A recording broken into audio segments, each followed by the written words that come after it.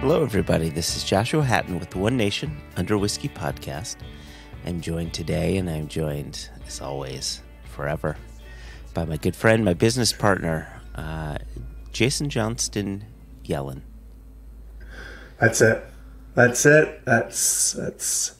Are you Jason 3 names? Are you okay with me just using your Jason 3 names, or should I be coming in with Dramgalf and the White Wizard? And No, I was quite taken by how foreboding your forever was in the intro. I felt a little bit like I was in a lockbox under your bed. What do you mean, like you were in a lockbox under my bed? I tried to keep the mystery for the listeners, but you're correct.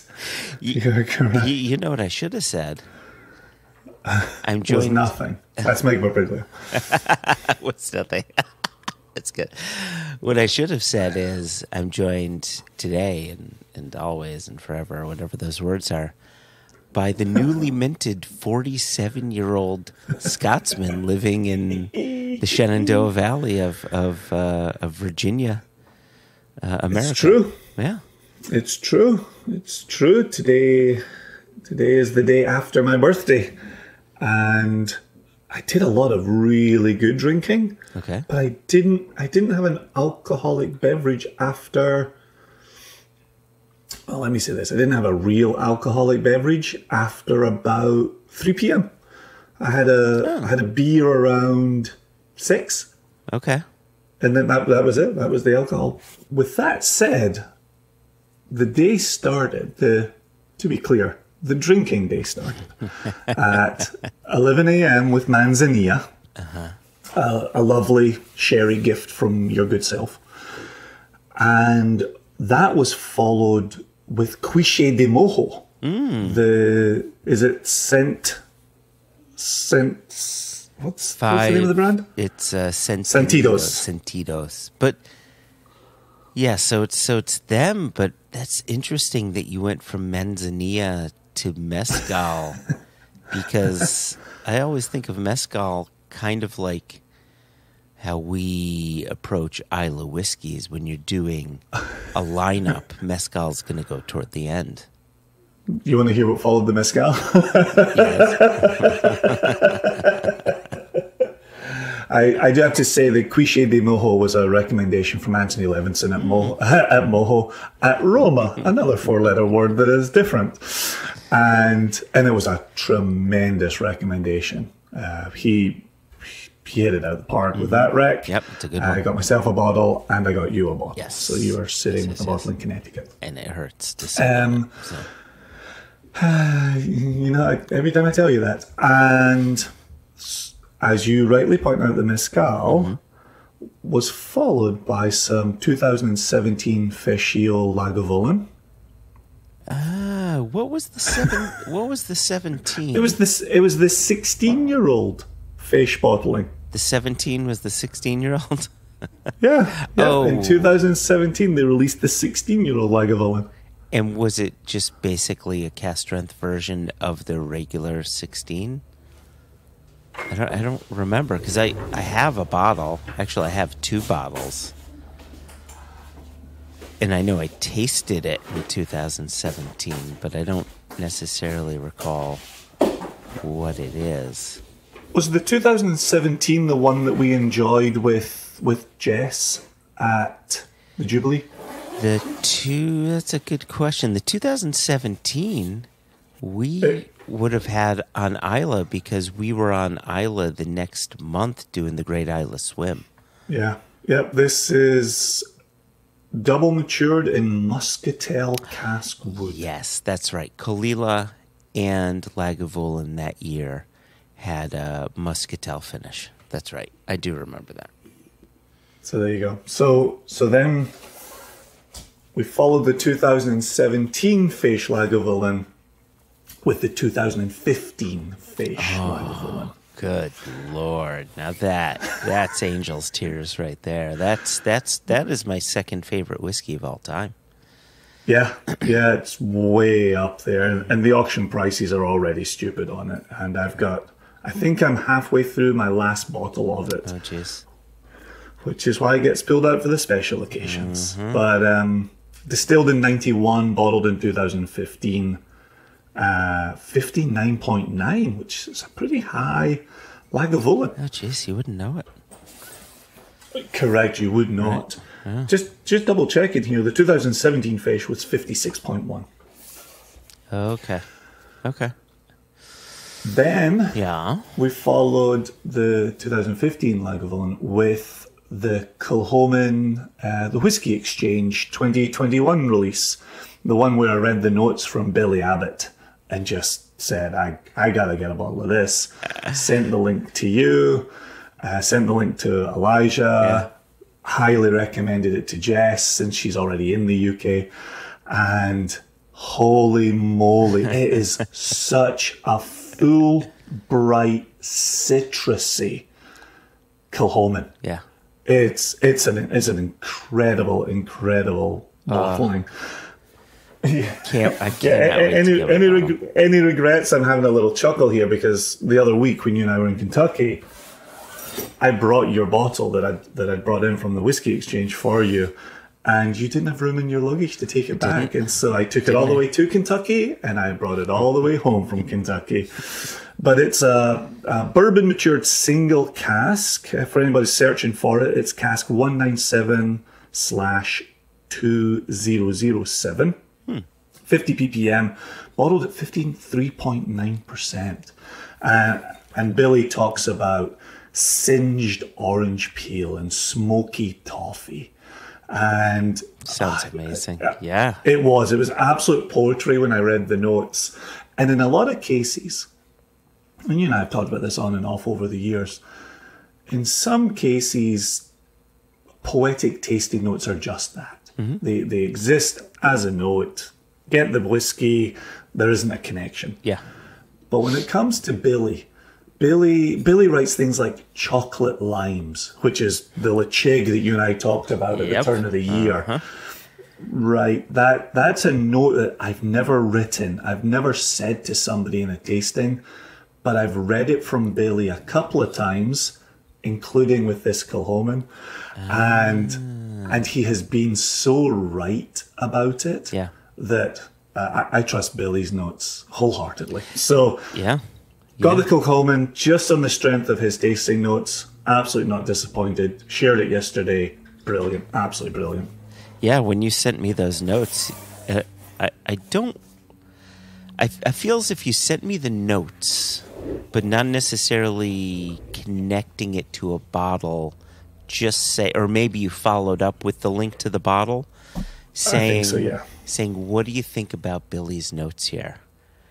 And I think my response was something along the lines of, whatever he's talking about, I'm ready to purchase. Because it was just, that's exactly it. Yeah, it was just, it was great. It made you want that thing. And now hearing your review of it, that all the things he said were true, all of them. I'm so glad that I have a bottle now as well. Well, you did. Now that it's back in Virginia for the second time, I think its traveling days are behind it. Well, there is September. You're going to come up for Mimi's bat mitzvah, so there you go. Yeah, without that Kilchoman, I'll be drinking it at home. No, you don't. No, you don't, sir. We've also got 2 days before this episode goes live to secure the last of these bottles. It was only...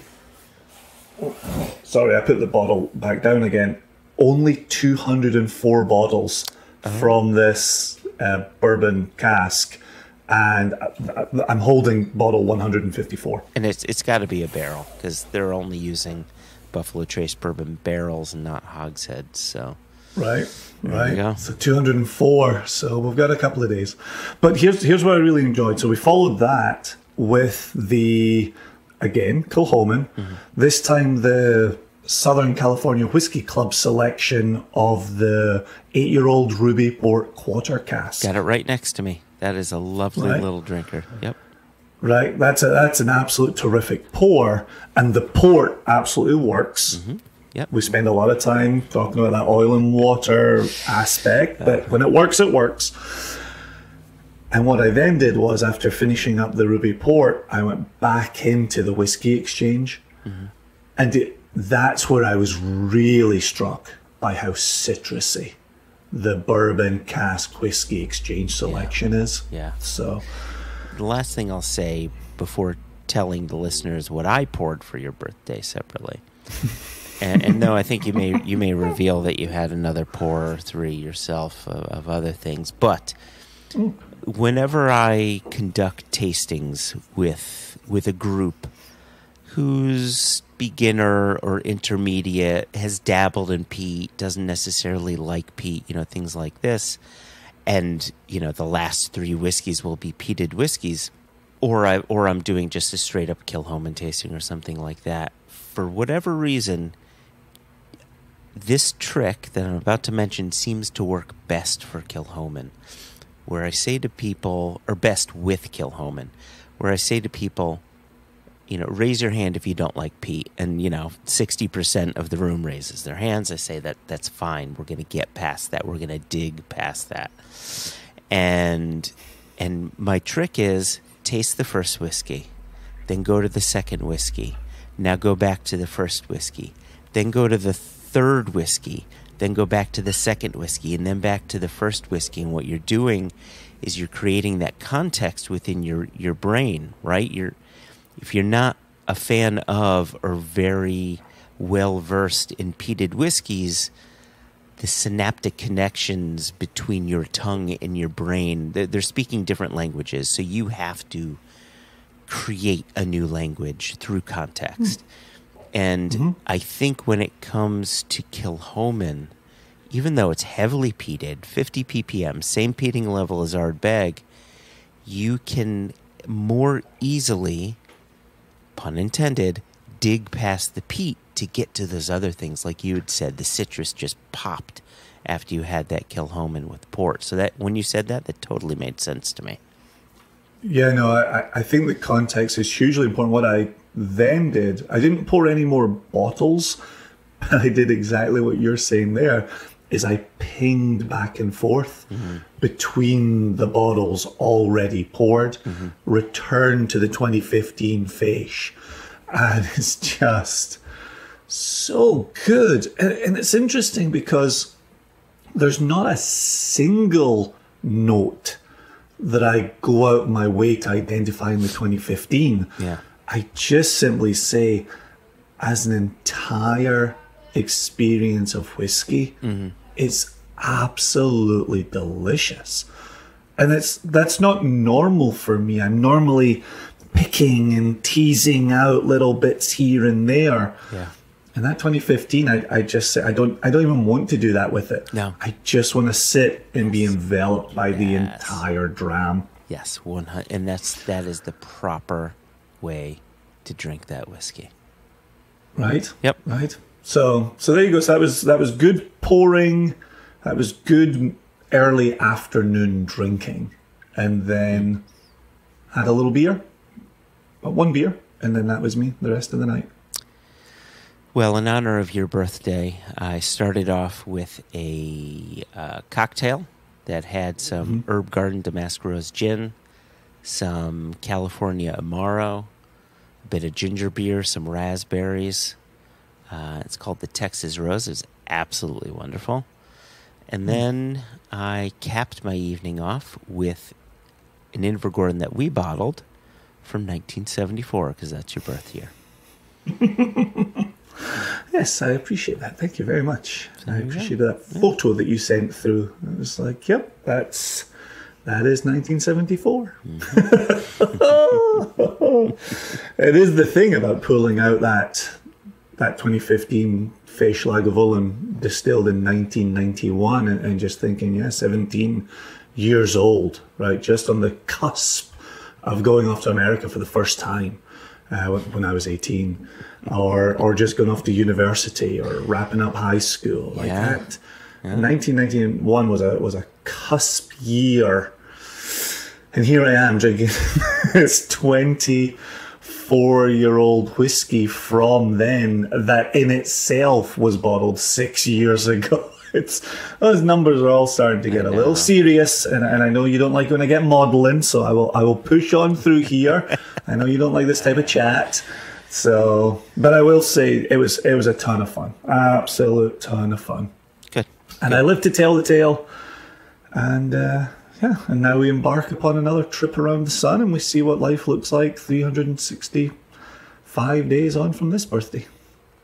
Well, all of our talk of Islay whiskies makes me think of today's guest, who spent a fair amount of time on Islay, not necessarily talking to our friends at Lagavulin or Kilchoman, but talking to Jim McEwen, formerly of Bruichladdich, also Mark Renier, formerly of Bruichladdich, currently of Waterford in Ireland. And of course, Jim McEwen, you know, freshly retired. He's Jim McEwen of Jim McEwen and family now. Anytime anyone puts the word retired near Jim McEwen, I always say again, or for the moment, or this time. I don't think there's a period after any of this with Jim McEwen. Yeah, he doesn't seem like the kind of guy who can keep his feet up for an extended period of time. He does not. And it's never been his life, and that's why. Yeah. Yep. Right? He's my dad's generation, where if you're not working, well, why are you just sitting around in your arse? That's not how any of this works. Get up off your arse. Yes. Go do something. That's exactly how I feel. I feel as if I'm part of your dad and Jim McEwen's generation. Can't not work. I may be with their generation. See, there's me. I'm not allowed to be modelling, but here we are. Joshua is of an older generation. So this is an interesting episode in that, well, we have Greg Swartz of Water of Life Film, and he's been on some other podcasts, and I'm sure a lot of people who are listening to today's episode will have seen the movie, or if they've not, you know, this is a good opportunity to learn a bit about the movie. But it was interesting in that both you and I were scheduled to talk with Greg, and then my day just went sideways. And you, thankfully, picked up the pieces and interviewed the good Greg all by yourself. I did, and it's funny because I'm just off, not too recently, but I was just off the back of my first in-person interview where I went through to DC to talk to Bill Thomas. And that was, you know, for all of this lockdown, you and I scheduling people on Zoom and being in the same place at the same time, regardless of where they were in the world. And then I sat with Bill, just one-on-one, had a wee chat, recorded it. And now here to have a Zoom where it was just one-on-one, sitting, having a chat and recording it. Actually made me think back to Nick, Nearly Naked Nick in New Zealand, which his beloved nickname internally around SCN territories. But Nick... Of Holyrood, yes, of course. Nick last name? Nick Ravenhall of Hollywood. Sorry. Yes. Let me try that again. Nick Ravenwood of Holyrood. And that's not Raven's Claw, but it's Ravenhall of Holyrood. Is he Ravenwood? He's Ravenwood. Oh my God, we make so many jokes about people's names that my brain just gets upside down and back to front. Right, which is... He's not Nick Ravenclaw? No, he's Ravenhall. That's it. It's Nick Ravenhall. Right? But this is the problem with these names. You've got Ravenhall, Ravenclaw, Ravenwood, Holyrood, Hollywood. Like, it's just, it's word soup at that point, and you just hope for the best. Oh, gosh. And you deny we're men of a certain age. No, I was doing this stuff at 20-something, too. Anyway, so it made me think of my conversation with Nick, where that was a Zoom where you got called away. That was through illness with the Nick one. Yeah, yep. And I carried on, and it's going to be interesting as you're back in the world, and I'm back in the world, and even Jess just back in the world eventually. What it all looks like. It's crazy, man. It's crazy. Yeah. Crazy, crazy. Yep. But anyway, the great conversation was lovely. Just a chat. We've been talking with him for months and months. Towards the end of our chat, we talk about the Orkney release. And then once you and I come out of the interview, you and I will have a little taste of this Orkney together. Good. And we'll say a little bit more about release and timings and just to reiterate and pricing and so on and so forth. Perfect. Well, let's... Hold on. I made the mistake last time of asking if there was anything else you wanted to mention before we move on to the interview. Is there anything you want to mention before we move on to the interview, Jason? No, let's take this over to Greg and Jason.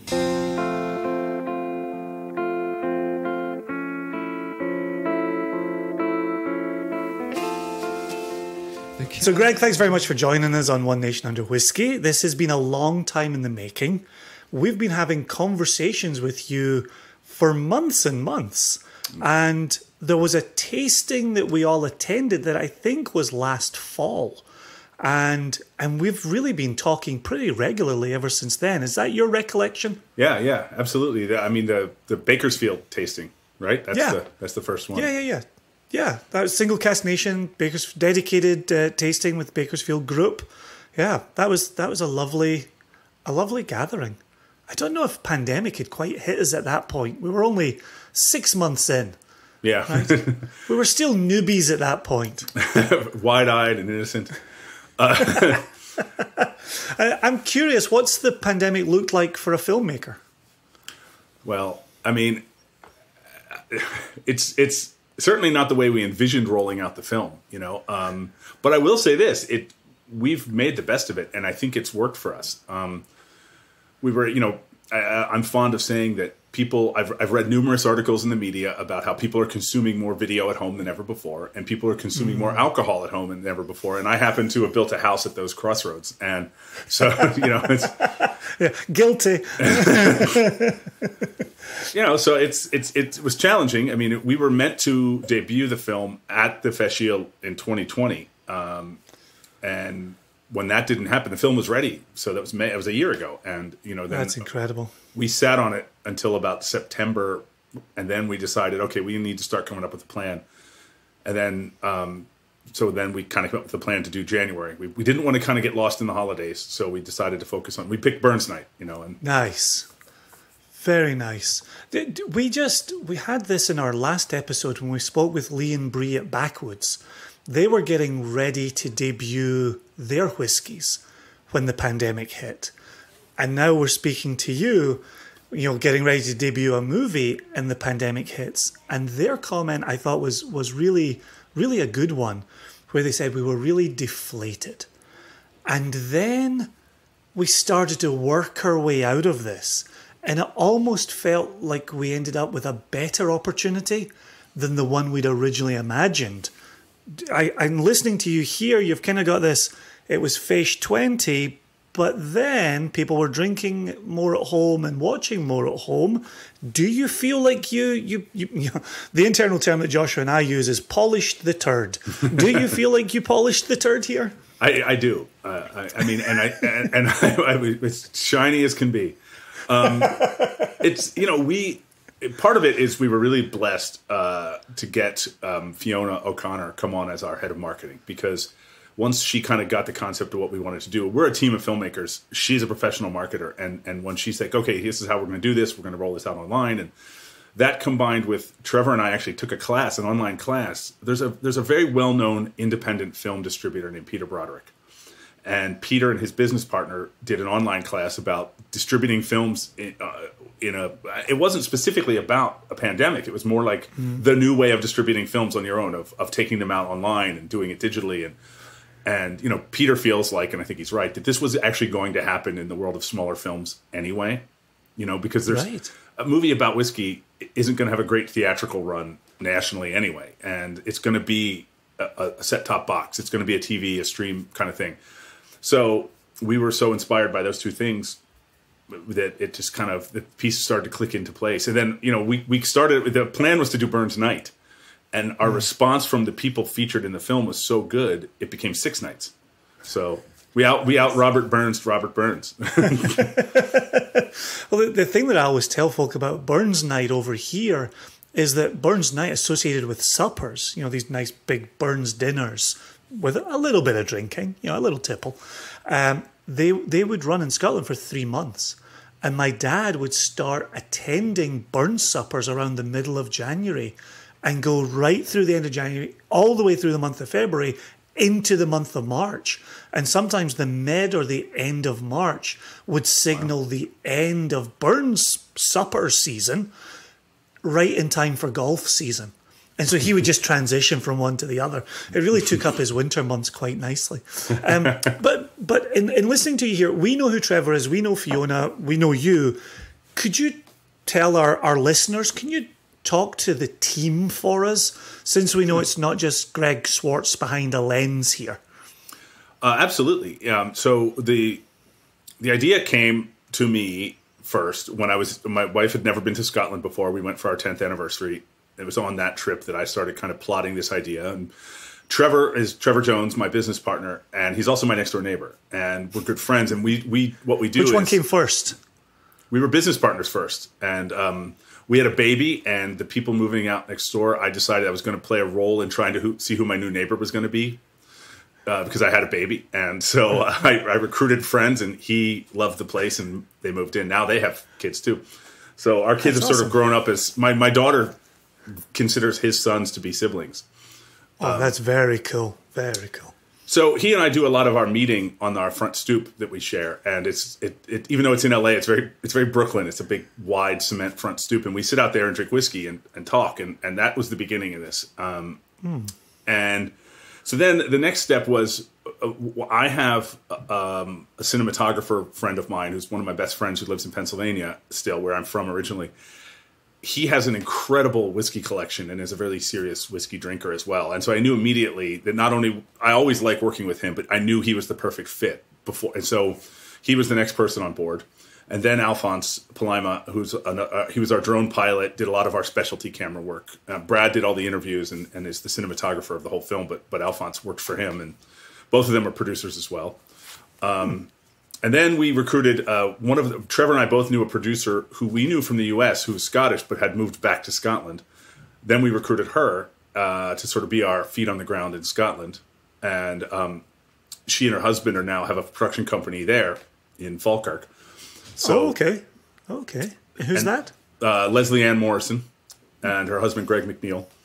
So, and then I have, from my days of living in Glasgow, one of my friends there, Linda Bickett, who is a nurse by trade at the Children's Hospital in Glasgow, but she was, to this day, literally to this very morning, was hugely influential in helping me navigate, I really wanted to go to Springbank, and she said, well, it's great, but you're going to have to set aside at least a day and a half because you can't just go and come back, that sort of stuff. Beyond just the obvious geography of Scotland, it was more the sort of, you can't do that in a day kind of. I'm curious, just very quickly on that very topic, as you were planning and your mind was kind of thinking about how to piece this together, were you looking at, and you did mention a moment ago about living in Glasgow, but in looking at the map of Scotland, were you thinking, you could get from Glasgow to Aberdeen, you can get from Aberdeen to Inverness, we could really be moving around this country very easily, and then come to find that that's not the case?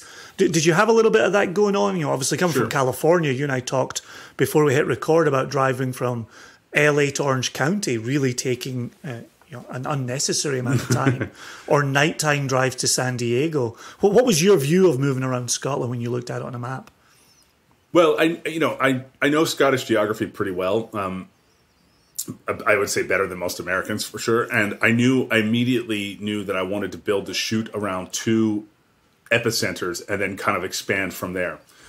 So what we did is, we spent 8 days on Islay, and then we spent 8 days in Dufton. Gotcha. And then we did a little things here and there. We spent 2 days in Glasgow, 2 days in Edinburgh, and then 1 day in Campbellton. And then I had a list. What Leslie Ann and I did is I made a list of I only finally realized this the other day. someone asked me about what made us select the distilleries we selected. I said, well, the truth of the matter is I'd be lying if I said it wasn't really just kind of my taste. Because it wasn't done. it was whiskeys I liked and or companies that I thought made whiskey in a way that I really respected or was inspired by. And it wasn't just, this is absolutely not a knock on Diageo at all. They make some great whiskeys, but I just don't find those stories. They don't need my help. You know what I mean? They don't need those stories told. They can tell their own stories. And so it was just, I made a list with Leslie Ann of places I wanted to go. And then she and Linda and I sort of went back and forth about, well, this is feasible, this isn't feasible. And that was kind of a moving target, to be honest with you. I'll tell you, we spent a half a day at Ball Blair, and that was a last-minute decision. We had a day off for the crew, and Ball Blair came through and said they were available if we wanted to go there. And the crew and I were like, let's just go do it. I mean, to be honest with you, it was the most fun shoot we ever had. We were already in Dufton. It wasn't that long to get there. So we just went and did it. But the other thing I'll tell you that we didn't get to do is I had a list of distilleries I wanted to go to that I had to knock off the list. I really wanted to go to Ardnamurchan. But it came down to, do you want to go to Ardnamurchan or do you want to go to Campbellton? Because they're one or the other. You're not doing both. And Ardnamurchan, that's a tough drive. And they didn't have whiskey at the time.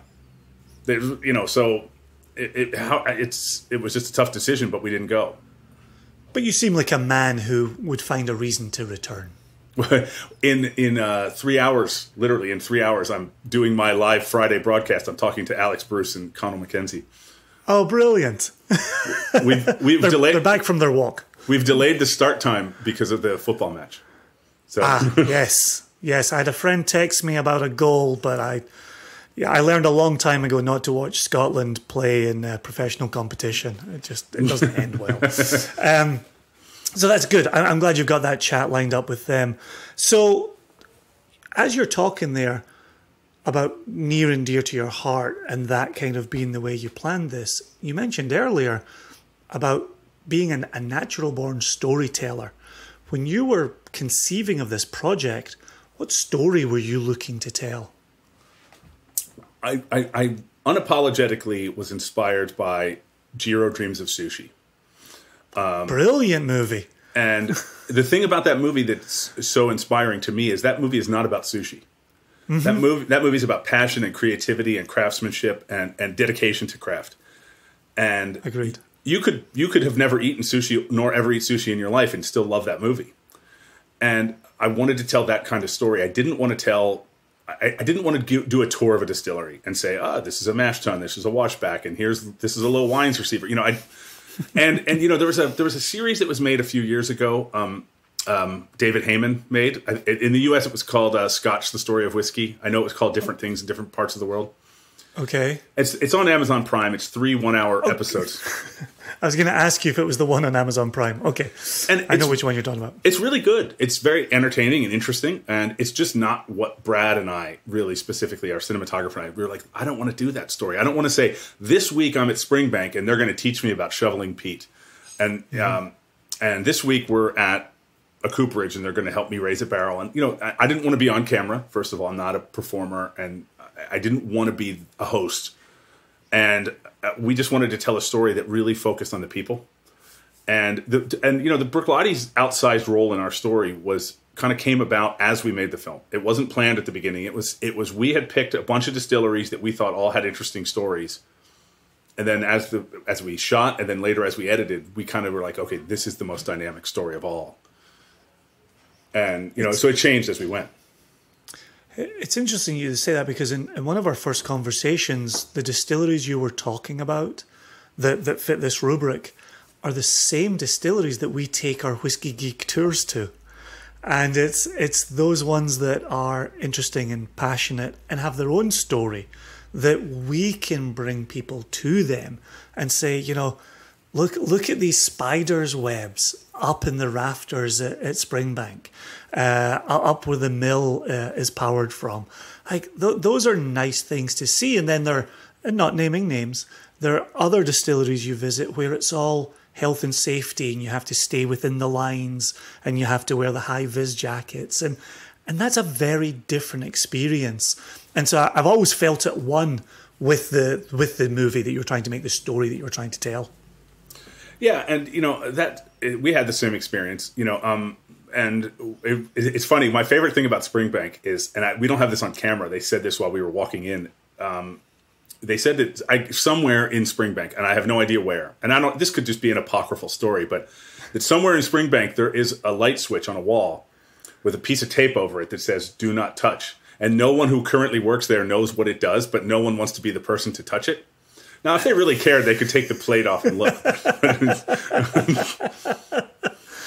I think, or maybe not to speak out of school here, but I think that switch is on the way up the rickety staircase to the mill.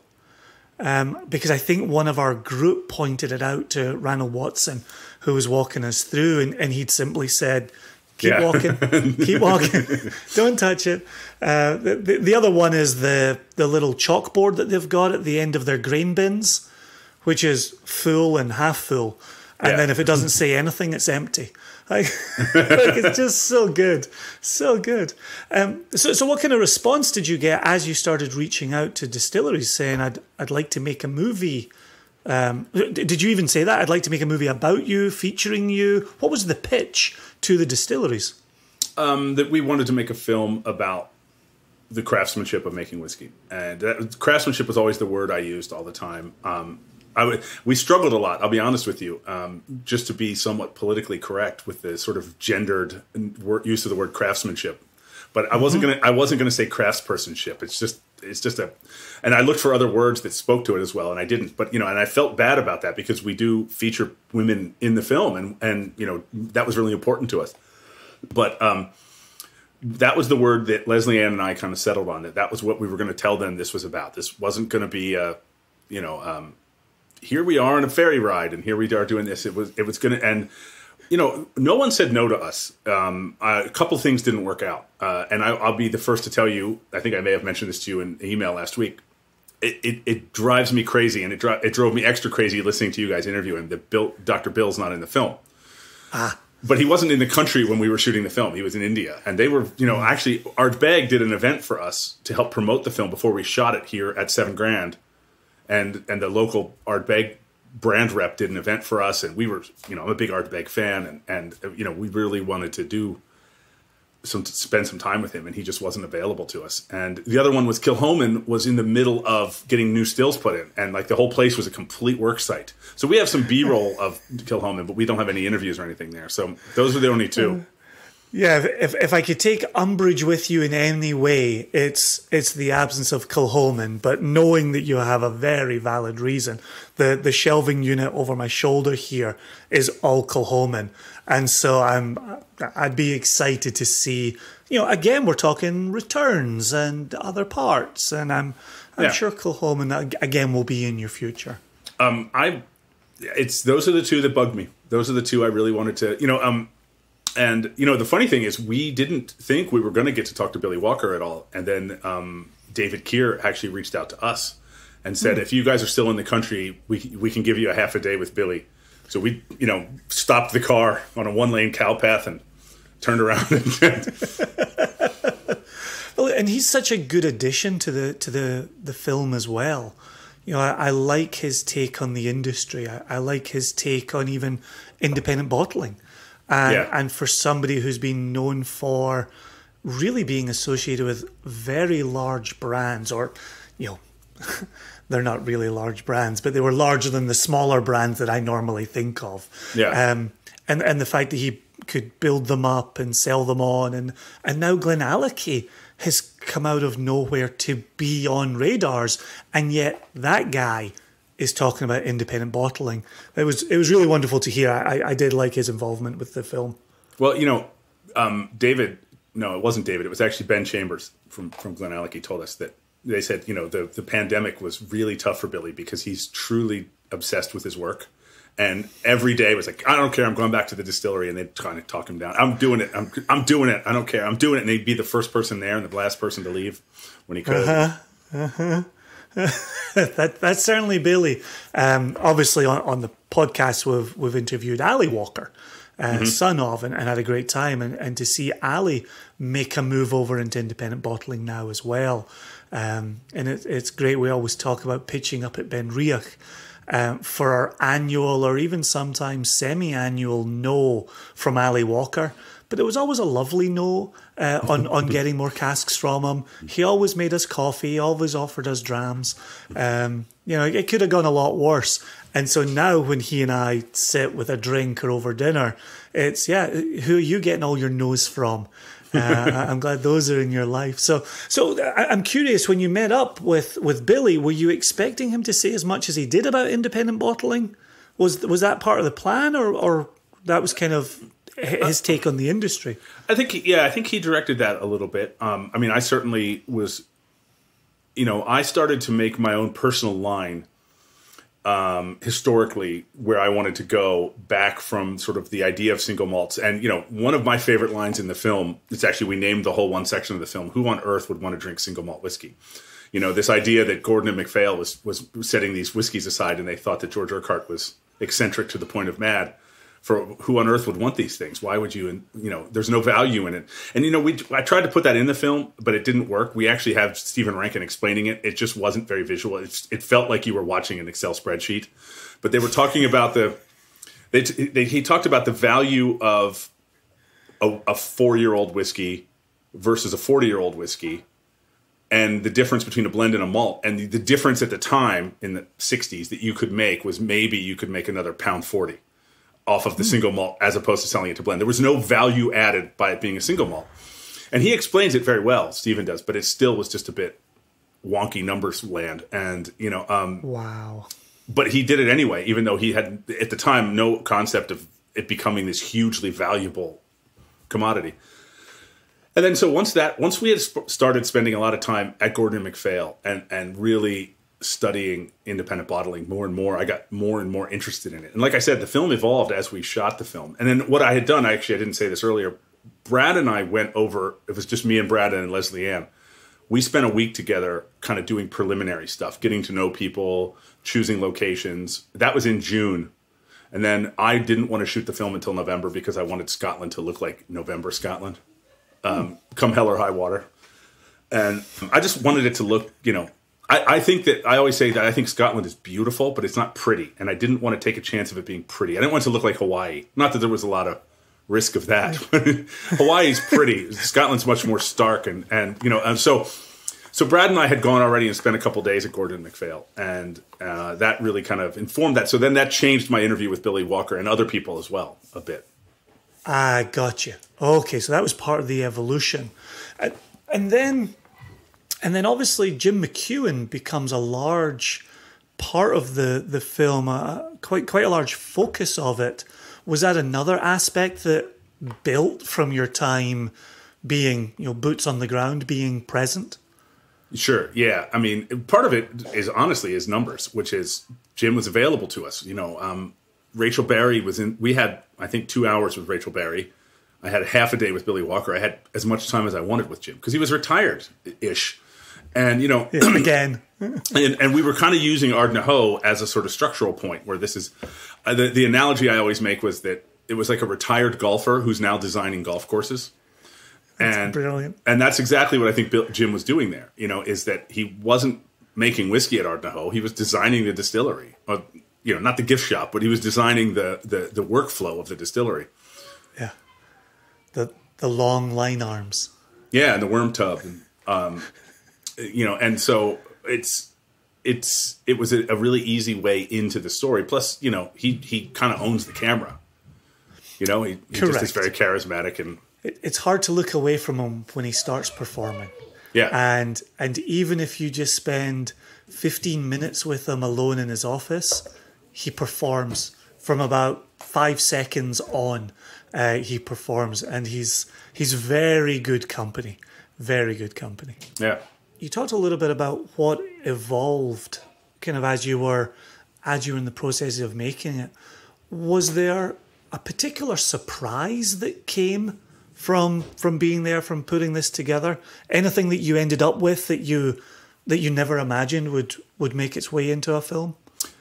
Yeah, I'll tell you the thing that really I try very hard as a storyteller to stay open to the story, especially, if you're making a narrative film, you're done with that by the time you're shooting it. You're shooting what's on the page or close to it. But with a documentary, I think it's really important to sort of stay open to this as it happens. And what happened was two things happened, and the two things were just electric for me, which is when we had gotten to know some people at the Balvenie, and we talked to them about interviewing David Stewart. And Gemma Patterson suggested to us that maybe we could interview David Stewart with Kelsey McKechnie. He had just announced her as his sort of heir apparent apprentice. And I thought, oh, that's fantastic. That's a really great angle. This is this guy. Because to me, the thing that's so funny and amazing about the Balvenie is, I think he's got, 55 years in the industry now, and he's like the third most senior person there. There are two people there to whom he's the kid. The new boy. And so we started kind of doing this little thing about the heritage, the lineage of passing on these traditions. And then the second day of the main shoot, we interviewed Adam Hannett. And then I was like, the whole time we're doing this interview, my brain was just rushing with white noise. Like, oh, this is the same story. And then Jim started telling us about his mentor.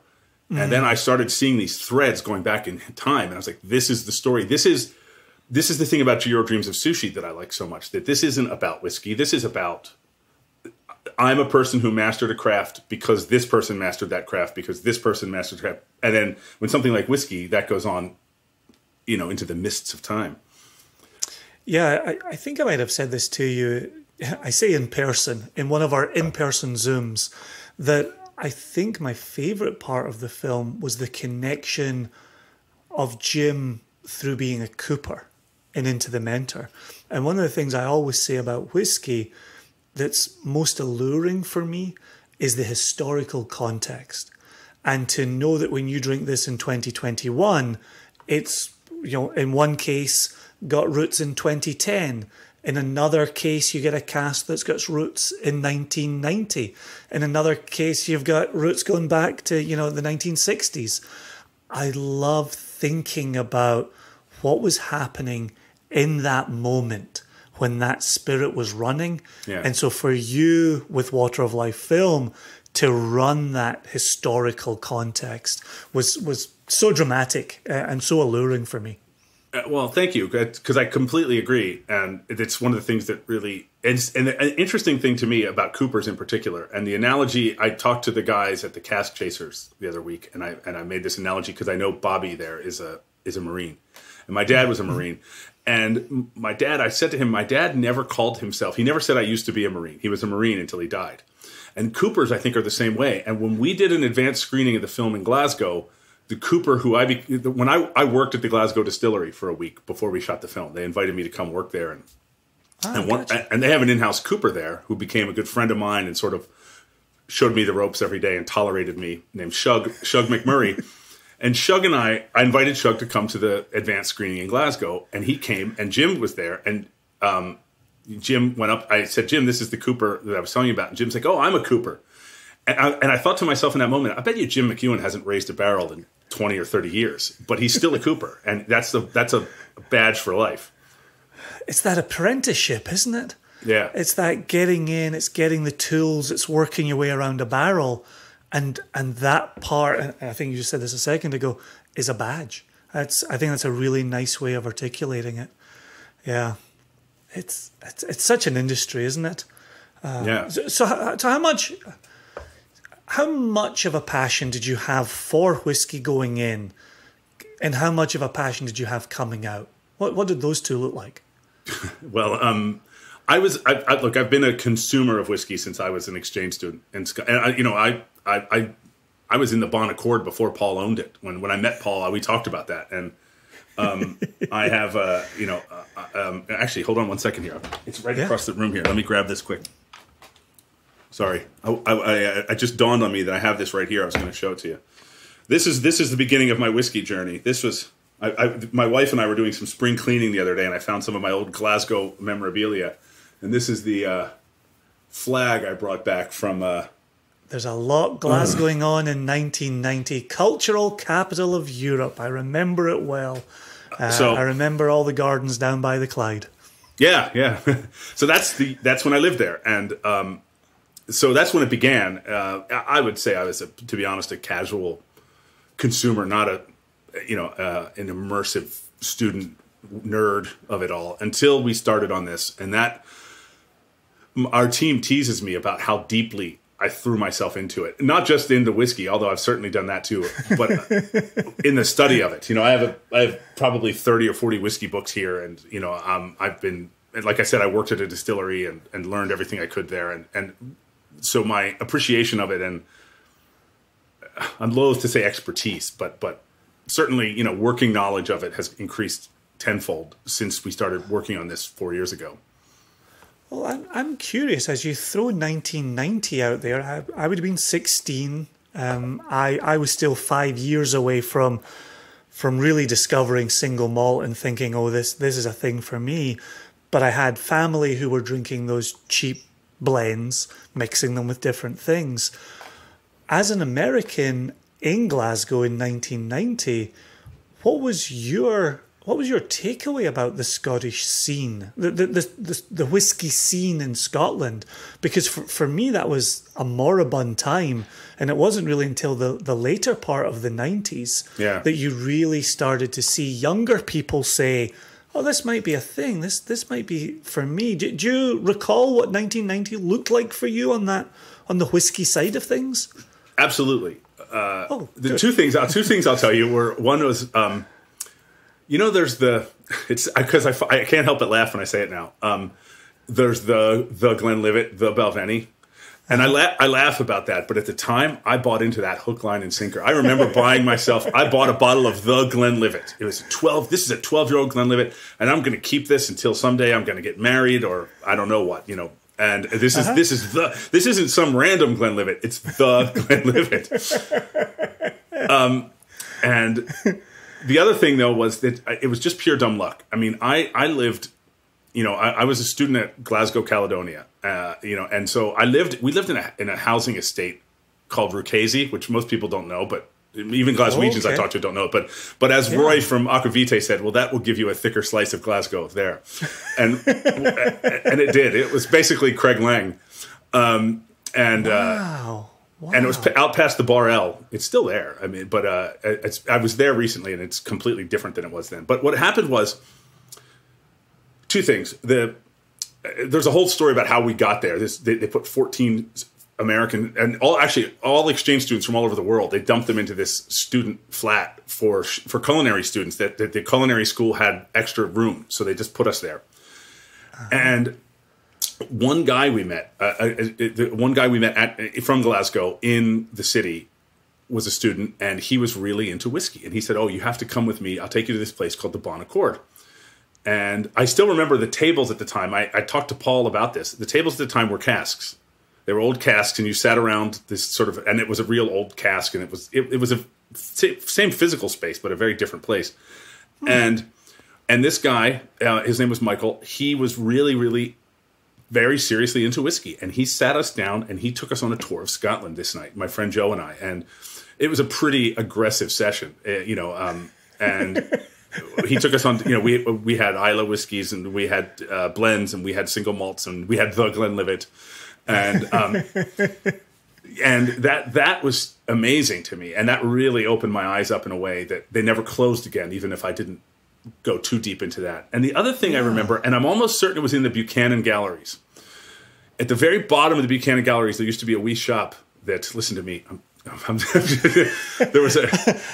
I hear you, son. I hear you. Go on with yourself. There was a shop in the bottom there who the guy only sold miniatures. And he claimed to have a miniature of every whiskey in Scotland that was available in a miniature. Okay. And Joe and I went in. We were students. We were poor, so we went in there, and this is right before we left Scotland, and we bought. I mean, we must have bought 30 or 40 of these things, of trying all these different miniatures. And it wasn't based on anything. It wasn't. Oh, I love. I mean, let's face it. Back then, it wasn't like there was 20 expressions from one distillery. Anyway, you know. Yes. Yes. So we just bought loads of different miniatures. I think in large part based on the bottles. Like we like the labels, or we heard of this one, or whatever. I remember Glenfarclas was one of them. Nice. You know, so that shop's long gone, I think. It's a shame, because I think that shop would do quite well right now. But he should actually have that shop at the airport. Right? Gosh, I don't know how you would sell miniatures and make money to be in Buchanan Galleries. Like, that's That's a swanky little shop. It's it's a lovely little mall to go in. Unfortunately, it's brought the word mall. Have you looked up on any of your goings in? Have you seen the big metal peacock that hangs off the top of the building? Yeah. It's beautiful. I look for that every time I get to Glasgow. Yeah, I love that. I've got a story that I'm purposely not telling you here. I'll tell you off air. I remember, because when I got into whiskey and single malts, I was up in Aberdeen at that point, and along the end of Union Street, there was just a wee shop, as you would call it, Greg, that sold Scottish knickknacks and bits and bobs, and I think there was a more dedicated whiskey selection through the back, but I remember they had a rake of minis, and we would sometimes dabble in the minis that they had on offer. But like you say, it was things like Bowmore Legend in a mini, and you could probably buy it for 50 pence. It wasn't running you a lot of money. And it was nice to have that little kind of exploration without going crazy. But one of the things we always talk about is when we lived in Aberdeen, we lived across the road from Safeway. And Safeway had their own bottling, their own label of an Islay. And this was in the late 90s when there was a little bit of a crash out in Asia. And apparently a lot of the Islay, apparently they were pulling from Bowmore. And a lot of the Bowmore that was destined for Asia ended up going into the Safeway's own Islay label. And we were buying full bottles of Islay single malt from Safeway for £15 a bottle, 15. And it just felt like we were living like kings. It was remarkable. And it's those little moments that I always look back on and cherish. Speaking of, whatever happened to the Glenlivet that you were saving for marriage and first child and all anniversaries in between? Did you pop it at some point? I did. I think it lasted 2 or 3 years on top of the refrigerator, still sealed. It's in its tube. And then I had a poker night at my house. I was still in college and had a bunch of friends over. And I thought, you know what, let's just do this. And we drank it that night, the 4 of us. And I do remember, though, that I took a lot of money from my friend. I mean, at the time, I probably took $20. But, you know, I think my ability to absorb the whiskey better than them helped my poker. It was funny. I do remember I did a year abroad in the Pacific Northwest at the University of Puget Sound, and the University of Puget Sound sent 2 separate semesters of exchange student in my place. And I remember meeting them kind of as we exchanged positions, and they all talked about learning to drink in Aberdeen. That was their number one kind of lesson from study abroad in Scotland, was learning how to drink. And so were you about 18, about 20? Yeah, how old were you when you went over there? I was 19. I was 18 when I went and 19 when I returned. You were also a boy when you went and a man when you returned, Greg. I always tell people I got on a plane in New Jersey and I wasn't legally allowed to drink, and I got off a plane in Glasgow and I was. And there was what was that like? Well, but actually, that's not true. I didn't fly to Glasgow. What I did is I flew to London, and then my friend and I spent 6 weeks Eurailing all over Europe, then went to Glasgow, and then spent the year there. Where you could also drink. Yes, and did, robustly. And the funny thing was, the main thing I drank in Glasgow was Guinness. And there used to be a terrible, and we knew then it was terrible, it was a terrible bar in George Square, right by Queen Street Station on the corner. I think it's a Burger King now. It was called the Berlin Bar, and it was designed to look like the bar in Clockwork Orange. Had like white mannequin hands coming out of the walls. It was very like it was a really dumb idea, and then it was poorly executed.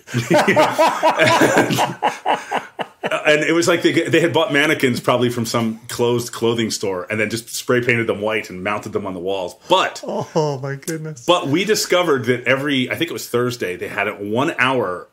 It was all the free Guinness you could drink for 1 hour.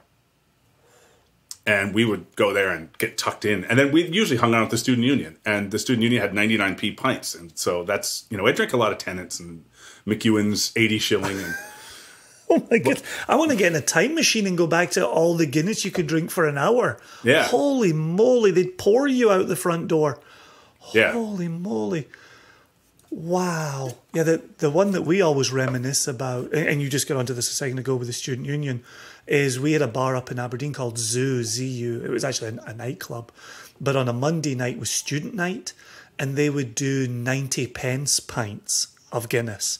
And so we would always get a brown drinking voucher, a £10 note from the ATM, and we would walk in with our brown drinking voucher, and we would have 10 pints of Guinness.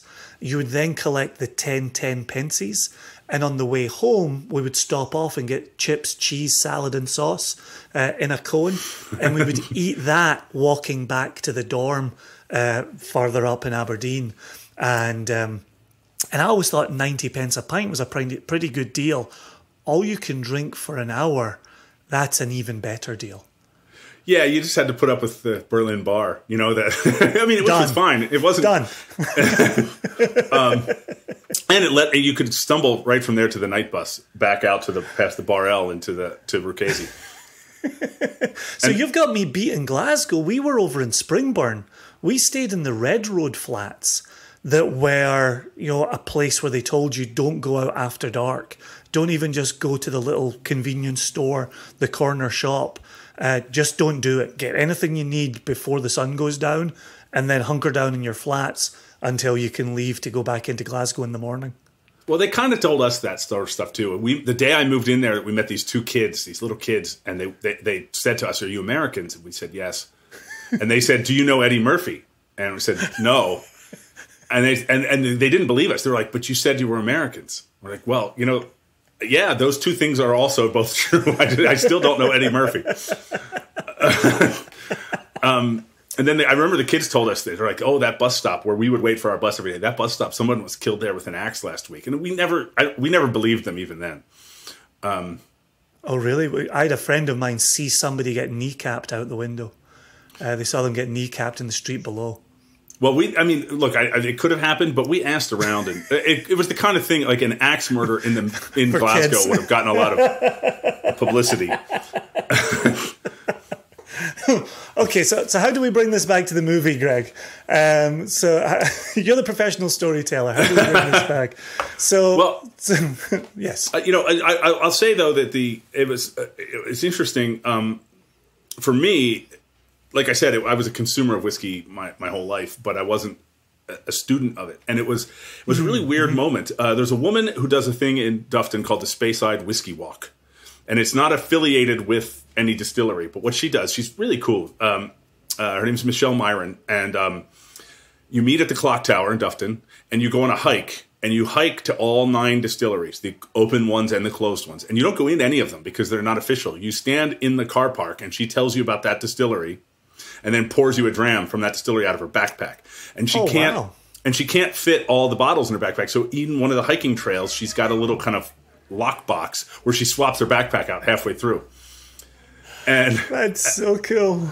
And she has her mom make shortbreads, and she buys chocolates and cheeses, and you do these little tastings while you're walking. So at the end of this thing, it's like 4 hours long. You've had 9 drams and a lot of cheese and shortbread. And then she doesn't drink. And then she has her husband coordinates this with her. She has a van at the end of it, and she loads everyone into the van and drives you back to wherever you're staying. And it was during that we walked past Glenfiddich.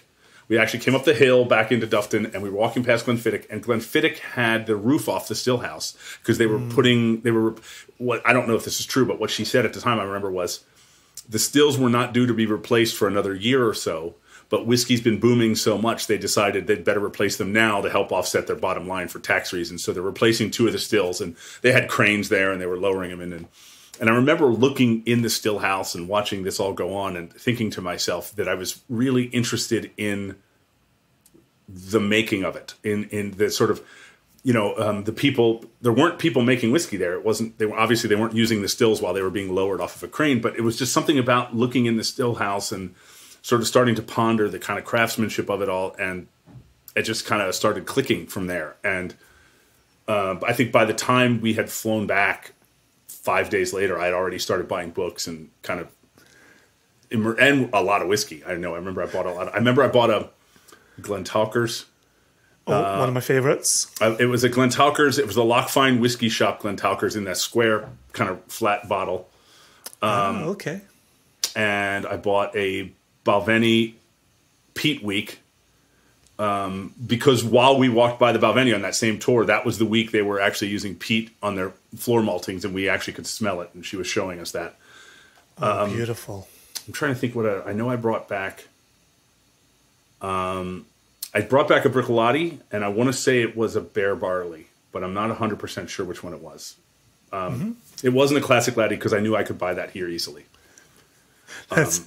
That's always the question we answer on tour. What should I be buying here? What should I be buying at the distillery? What can I get at home? And so we're always hopping between those markets to best inform guests. So just to kind of bring us full circle from where the questioning about Water of Life film started.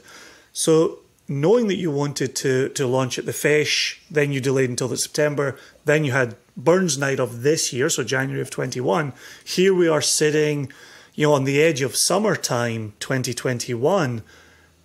For me as an outsider, it looks like you've had tremendous success with this film, with the reception, with the number of viewings. Is that what it's looked like on the inside for you? Have you taken that deflation, and this is a horrible mixed metaphor, but have you taken the deflation and then polished the turd, and now here you are on the other side of the rainbow at the pot of gold?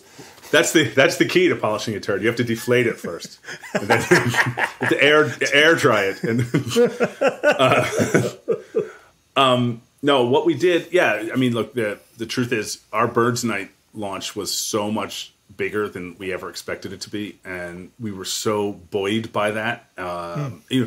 People have asked us if we're financed by Bricolati, and we're not. We're 100% private financed film. We just truly found that story to be incredibly inspirational, and it was a combination of the whiskey being great and the story being great. Even if the whiskey wasn't great, the story was still great, and it was it was just like they were broke. They weren't just experimenting for the sake of experimenting. They were doing it out of financial necessity. The idea of wine casks and how much poo-pooing they got, for the things that now have become pretty standard. And people responded to that story. And I think the response we've gotten has continued. And now, I mean, I'll tell you right now, literally last night before I went to bed, I had a call. We just had to delay it because of COVID. We're planning a big rollout in Japan. We're talking to people in Taiwan. We're talking to people in Singapore. We're going to do a couple events in Australia coming up. So we're not stopping doing this yet. We're moving it because it's still going very well. And the cool thing is, we still have only begun to scratch the surface of the whiskey world. But it's been going so well that people always ask us two questions, which is, when can I get this on a Blu-ray and when will it be on a streaming service? And both of those things will happen. But right now, this is just a weird time, and for us, this is what would have been a theatrical run. This is what would have been us at a whiskey festival or a film festival.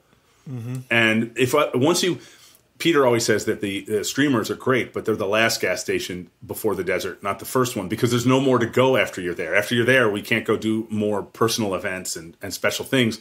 So we'll keep doing these until they don't make sense, and then the plan is for like fourth quarter of this year to probably go onto a streamer then. And, and I don't know which one it'll be at. Hopefully they bid with one another, because that will bode well for us making more of these films. And that's, we've got a load of other ones lined up that we want to tell. And well, before we, I do want to talk to you about the future to hear what your plans are. But before that, we have a collaboration on the go with you, and we have a Water of Life whiskey bottling, the Orkney 2003, the sherried, peated 17-year-old Orkney, which I am so much in love with, and we sent you a sample, get your blessing for the collaboration as well. And that's going to come with a viewing. And so we're really excited to have a nation viewing going on with a panel, with nation members able to ask questions, all of us a chance to get together online, dram together, community, right? Commune together is really a key part of this. And so, I think we're looking at August for that. By the time we're looking to release the Orkney the day after this episode drops. So the episode is live June 30. The Whisky will go live July 1, available online. I did ask you beforehand, I was very pleased to hear that the sample got destroyed by your belly. What were your thoughts of it? What was your take? Well, I didn't destroy the entire sample myself. Trevor, like I said, he's my next door neighbor, so it's not hard for me to hide good stuff from him. He knows when stuff's coming, and he shows up. He conveniently... He did ask me for a tracking number. The doorbell goes... no, he and I did it together, and I have a huge love. My personal tastes always run to this sort of dance between peat and sherry, and I'll say also peat and red wine finish. There's some Port Charlottes, and there's an Octomore, a couple Octomores that I really have loved that kind of do that as well. That have not the same thing at all, but there's something about that interplay that ticks. You may have heard me say this before. I think I said it to Josh, but I don't remember. There's a Port Charlotte they did as a Valinch. It was MNC, and it was a 2005 Port Charlotte Valinch. And there's something about that whiskey. Every time I drink it, I have a dream about it that night. So it clearly is like hitting some kind of my lizard brain, And this whiskey is a lot like that for me, in that there's this, I love that kind of. It's weird. It's almost like a stewed red fruits, like maybe like peaches and cherries, and then stewed and then kind of put on a grill. And ever since I've been a kid, I'm a big staunch advocate of Hawaiian pizza. I know it's very divisive. Oh, but there you go. Oh, you've just put the cat among the pigeons now. I really love that kind of salt and sweet, and I also like that kind of smokiness and sweet dancing together. And that whiskey really spoke to me that way, and I really like this sort of creativity, the sort of craft forwardness of it, and that's why I thought that it was such a good fit for what we're doing and what the film is about.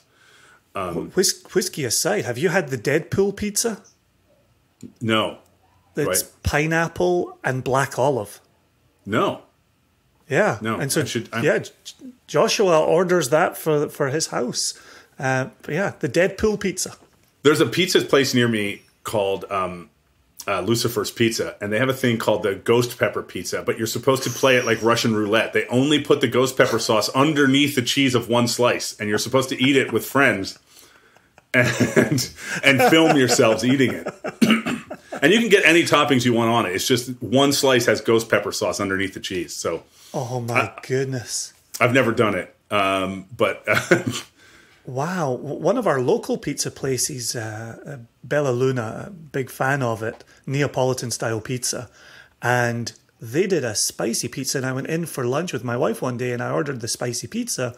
And as normal, I'm a little bit of a hothead, and as normal, you go somewhere, you order the spicy pizza. It's never really spicy. It's just the beginning of spicy. And so when they brought it to the table, I spiced it up. I covered it in red peppers. I asked if they had any chili oil and maybe some fresh cracked pepper. I really tried to ramp it up. And I got about halfway through the first slice, and I thought, oh, this has gone horribly wrong. This is serious. Like, my eyes were tearing, and I'd lost power of my tongue. I'd lost power of speech. And I'm like, gosh, I've really lost my way here. And they'd come by the table to see if everything was all right. And my wife had said to them, oh, yeah, my husband's finding this spicy pizza to be quite spicy. And they said, oh, we'd hope so. There's ghost peppers in the sauce. and there was nowhere on the menu, nowhere on a specials board. The wait person never said it. It's like, oh, thanks. I've just spiced up a ghost pepper pizza. And I stopped eating. It was absolute pain. And so I'm curious with your local place, if everybody sits down knowing what's going on, even those without the spicy slice feel a little bit of spice happening. Like, I wonder if there's a little bit of psychosomatic going on there. Like, is this spicy? Am I burning my mouth right now?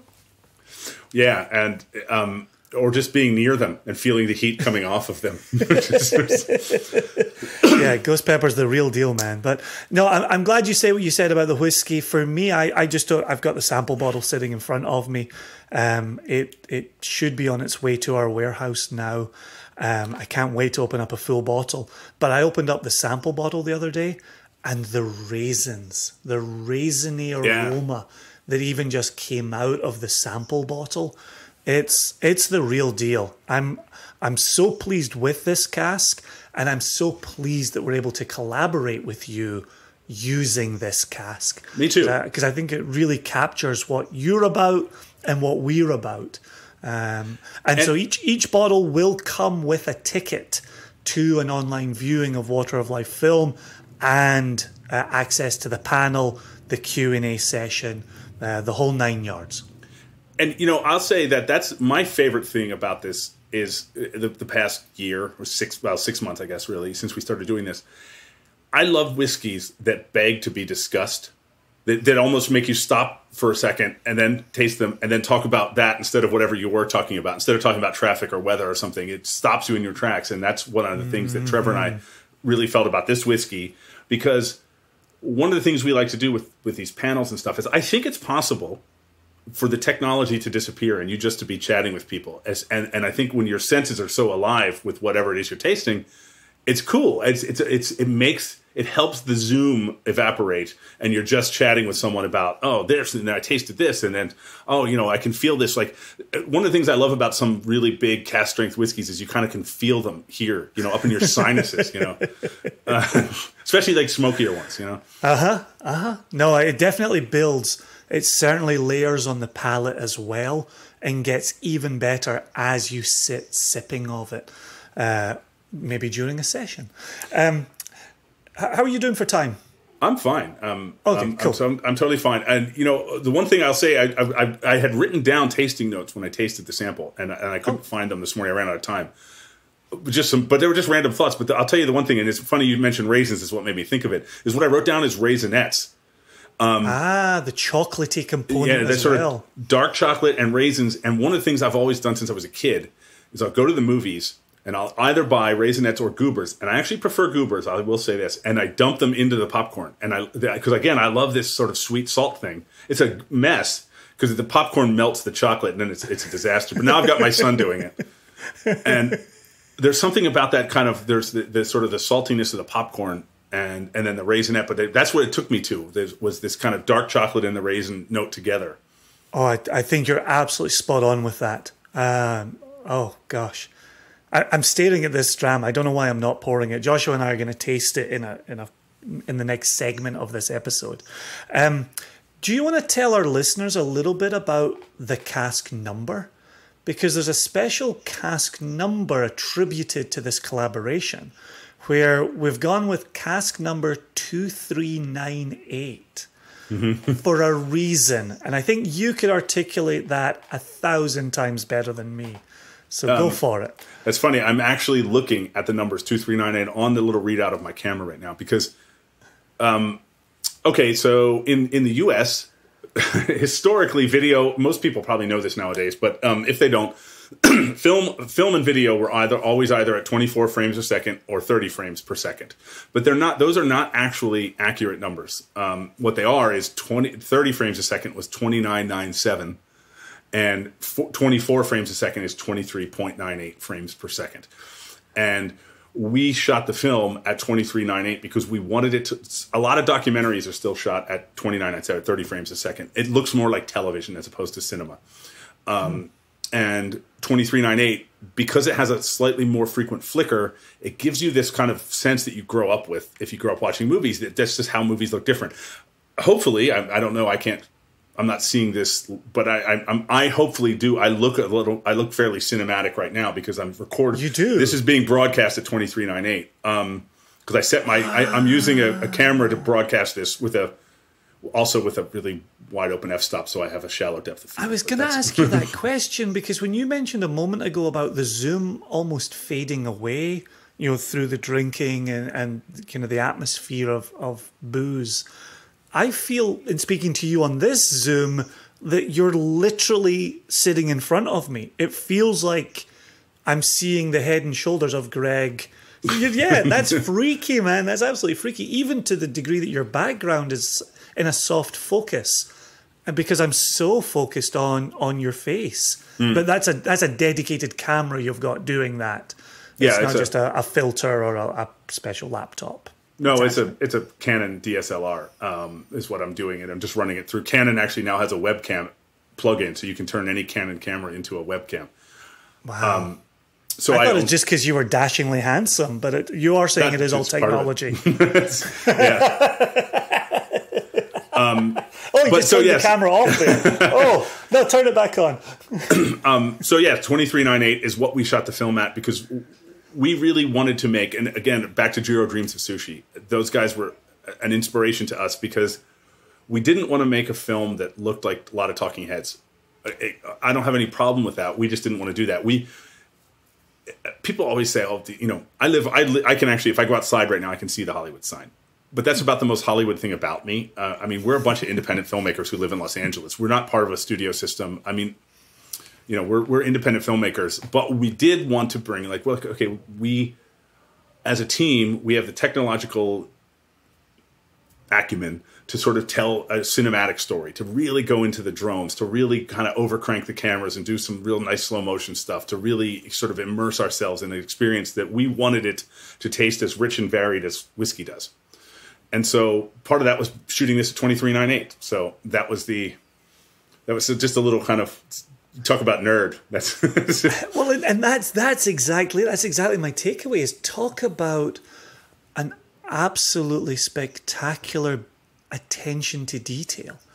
Like to even go from 24 to 2398, like just it's brilliant, man. Absolutely a wonderful achievement. Can't wait to watch it with the nation, to have the panel, to have you be part of that conversation as well, as we're all drinking our Orkney together, and maybe a few other drams besides. I might have to pull out some of my own Bruichladdich Valanches for the viewing. But yeah, I'm saving some of this for when we do it too. Ben Nevis. Yeah, it's the Ben Nevis. There you go. Oh, brilliant! You can see I've made. I think the bottle has a hole in it, but other than that, hopefully it'll. Yeah, there will definitely be some SCM Ben Nevis for us on that night as well. So what's the future hold for you? I know you've got a lot of extra footage to build off of, but what else besides? Well, so we're definitely doing a second film about independent bottling. That's kind of in the process right now. We actually, well, as you know, I mean, I would like very much to interview you guys on camera about your experiences in that. Cheers. And you know, one of the things that inspires me was, well, like you said earlier, Billy Walker just kind of giving a ton of credit to independent bottlers. And we did an interview with a guy named Kenneth Campbell, who's a shop assistant at the Lockfine Whiskey Shop in Inverary. And he said something to us that was really interesting, which was that once an independent bottler becomes influential enough, they can almost sort of serve as a research and development for distilleries that are curious about trying new things. You know, and he gave us an example, and it's funny because it's really played out to be true, very true. This is 2.5 years ago. He said, you know, a lot of independent bottlers, including themselves at the time, are playing around with rum casks. And he said, and it's really popular, and I think you're going to see a wave of that come through official bottlings in about a year or two. Sure enough, I mean, there's rum casks galore at the moment. And I think part of that is, and to Balveni's credit, they openly admit they had no idea that was going to become as popular as it did, like to the point that they were kind of caught off guard and had to get more casks. Yeah. But the Caribbean cask for them. Yeah, and so I'm really intrigued by that world, and we have a lot of footage. I have one of the people on our team who I didn't get to earlier when we were talking. We have a couple of people in Scotland who are part of our team, and one of them, on the main shoot, he was our sound mixer, but he's become so much more than that, is Guy Satchwell. And Guy lives outside of Edinburgh. I can't remember the name of the town. It's where Sir Walter Scott's house is, whatever town that is, south of Edinburgh. Oh, man, you've just landed a Scotsman in it right now that I don't have that answer ready to go. Well, in any case, he's been actually conducting some interviews for me in my absence, and I've been giving him questions and just to do some pickups to fill in some gaps. But that's going to be the next thing. That we have a lot of that footage already because, I mean, we spent 4 full days at Gordon and MacPhail and really kind of did some great interviews with some different of the people there. We did not really talk to Cadenheads yet at all. We've already interviewed Adelphi. We did a little bit with Signatory. We're going to do some more. We talked to Ian Croucher at North Star. I'm definitely interested, especially because you guys. I'm really interested in talking to independent bottlers who are offshore. And there's lots of them, you know, and there's ones in Japan and there's ones in the Netherlands and there's ones in Germany, you know, but there's some big ones here in the US as well. And we did a big interview with two of the people from Alexander Murray. Oh, cool. Yeah. They're off on your coast as well. Yeah. Yeah. We spoke to Willie Lipp, and then they have a guy in Scotland who we talked to there. Cameron Johnston. We interviewed him. So, you know, that's going to be the next thing for sure. And then we have we really want to tell stories about spirits that are, to go back to the Jiro Dreams of Sushi thing one more time. That is what led to the show, The Chef's Table on Netflix. And they are unapologetic about that. That was a 90-minute film.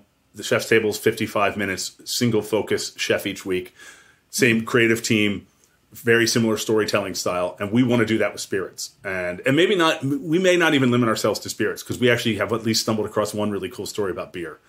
And makes sense. So we have a really cool story lined up about Mezcal. As you know, I'm in in 10 days from now I'm going to Skagit to spend some time with the guys from Westland for a couple of days pre-shooting. You know, so. There's lots of stuff that we're doing. We need to. The next step for us, from a business perspective, is once this will be a lot easier for us to do once we're on a streamer, and then because in the world of film investment, film financiers, and stuff like that, that's when we've kind of completed our journey. Right now, we're doing really well right now in a way that will only enhance that, but it's taking time. So is there interest, the way you're talking about Chef's Table there?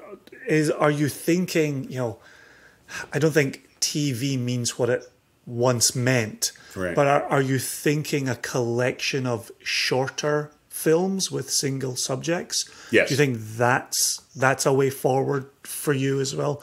Yeah. In addition to the films? Yeah. So that's one of the reasons, if you notice, we always say The Water of Life - a whiskey film. That frees us up to make The Water of Life - independent bottlers. The Water of Life - a mezcal film. Water of Life - who knows what could come. Armenian brandy. That's actually one of the things we've looked into. Armagnac and Armenian brandy. We're getting into the. You know, there was sort of an armed conflict last year between Armenia and Azerbaijan, and one of the really interesting things to us is, in the piece of land that's disputed between the two countries is the biggest brandy producing region in Armenia. And some of these distilleries were literally only able to get their brandy out under cover of night, or they would have been targeted just basically out of spite. So they were sort of, you know, now I don't necessarily want to go film that myself. There's a reason you surround yourself with a team. Yeah, exactly. We have people on our team, or at least people in my orbit, who are really into doing extreme things. One of the cinematographers I work with a lot, he was the first cinematographer for the Deadliest Catch in the first season of that, so he'll do anything.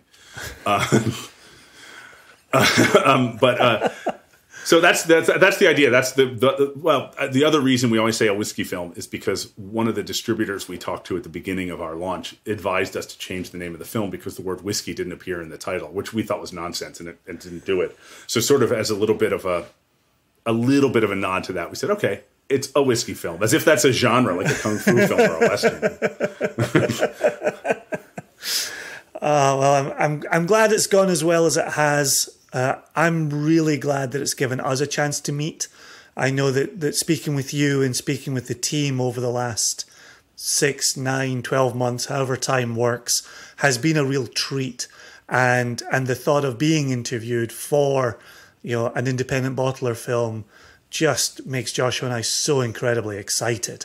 And so thank you so much for thinking of us there as well. Well, thank you, and you're very welcome. I will say, I know I mentioned this to you before, but I mentioned it to Matt Hoffman the other day. I really love your podcast. I really, I use it as not just entertainment, but as sort of, edifying my knowledge and everything. And I was telling them the other day what I told you, which is I had a root canal the other week, and the dentist told me to listen to something, and I listened to root canals are 2 appointments, and I listened to Bill Lumsden, and then I listened to Matt Hoffman the next time. So you guys, you should really explore the root canal market. Dare I say an untapped niche? Yeah. Well, thanks ever so much, Greg. I'll let you go about your being a busy chap, but thanks for being with us today, and the chat has been as rewarding as I hoped it would be, and knowing about your struggles in the east side of Glasgow has made me hopeful that I won't have to keep drinking to forget mine as well. Well, no, thank you. This has been fun. I knew it would be. This. I just feel like this is just like one of the calls we've done. I'm just talking, and this is great.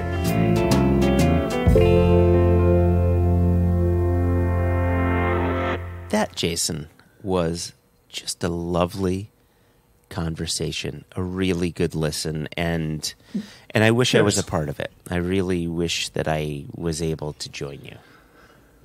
Yeah, it's always one of those things when we've done so many of these paired interviews where we're bouncing off of each other, and I'm a little notorious for jumping in with both feet for the first 20 minutes, getting my questions and then sitting back. And when I'm not doing that, I'm trying to be conscious and sitting back and letting you take the lead. And so to sit there by myself, I'm thinking about, what would Joshua ask in this moment? What would Joshua be curious about in this moment?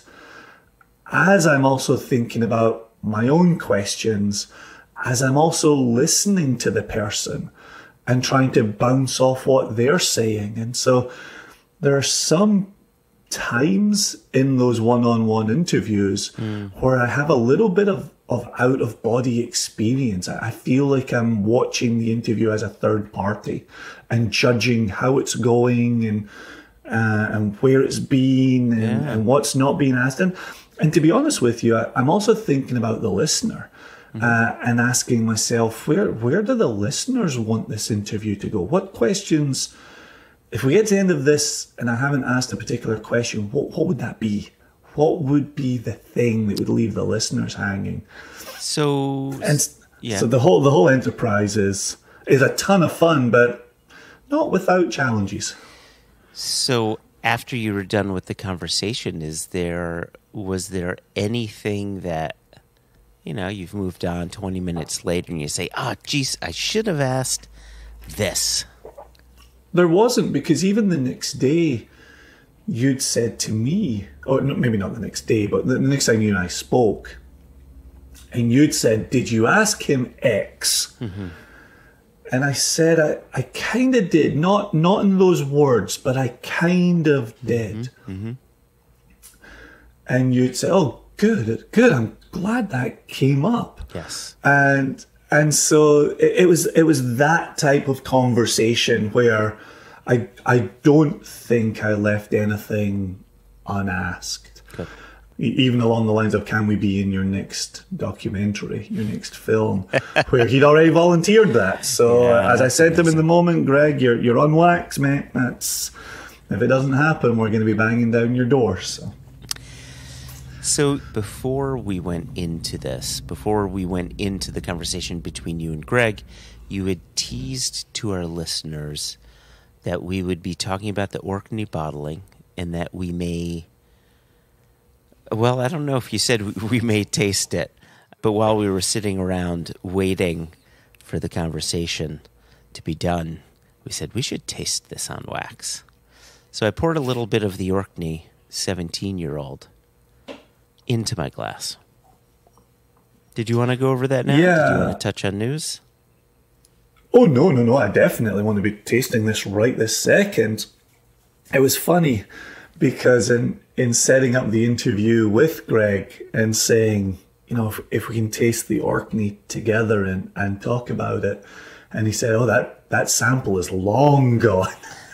and on one hand, I'm thinking, oh, that's brilliant. I'm glad it's long gone. I'm glad you enjoyed it, along with Trevor, to that extent that it was long gone. And so he discussed his recollections of it in the interview that we just listened to.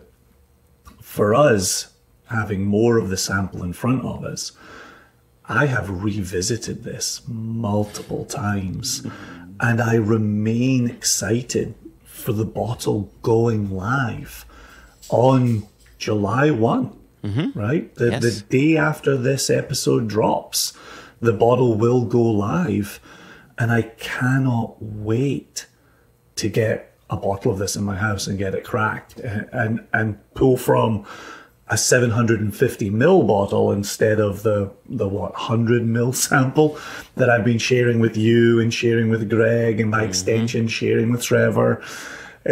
I'm ready for the real deal. So here it is in our glasses. And to be clear with our listeners, we're only going to do a quick back and forth on this for the podcast.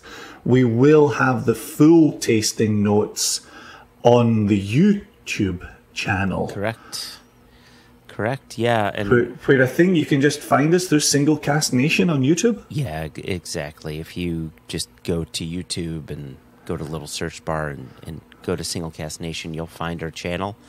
We've got tons of tasting videos there and some other odds and ends videos there as well.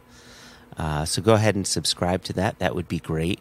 If you're listening to this podcast, know that video is now live. So if you're interested in getting a more detailed, more detailed descriptions on this whiskey, that video is now live. So you could just go to YouTube and search out Single Cast Nation Orkney 17 or something like that, and that should find it.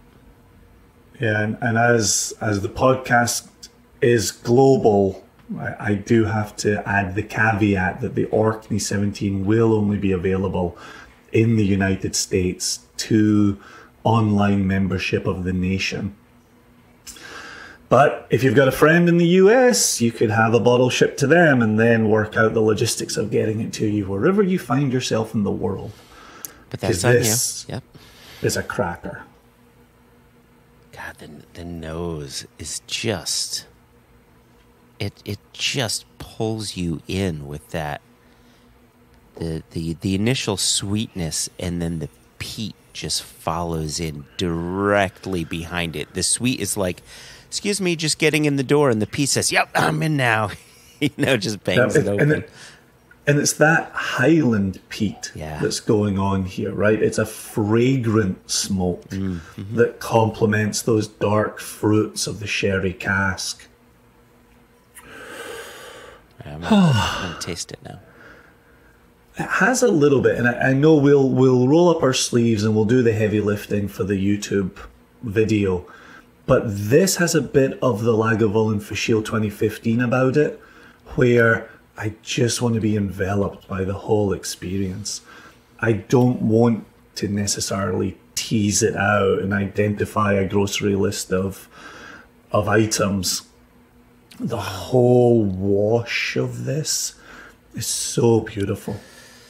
I just made a connection to a bottling that you and I had back in 2011.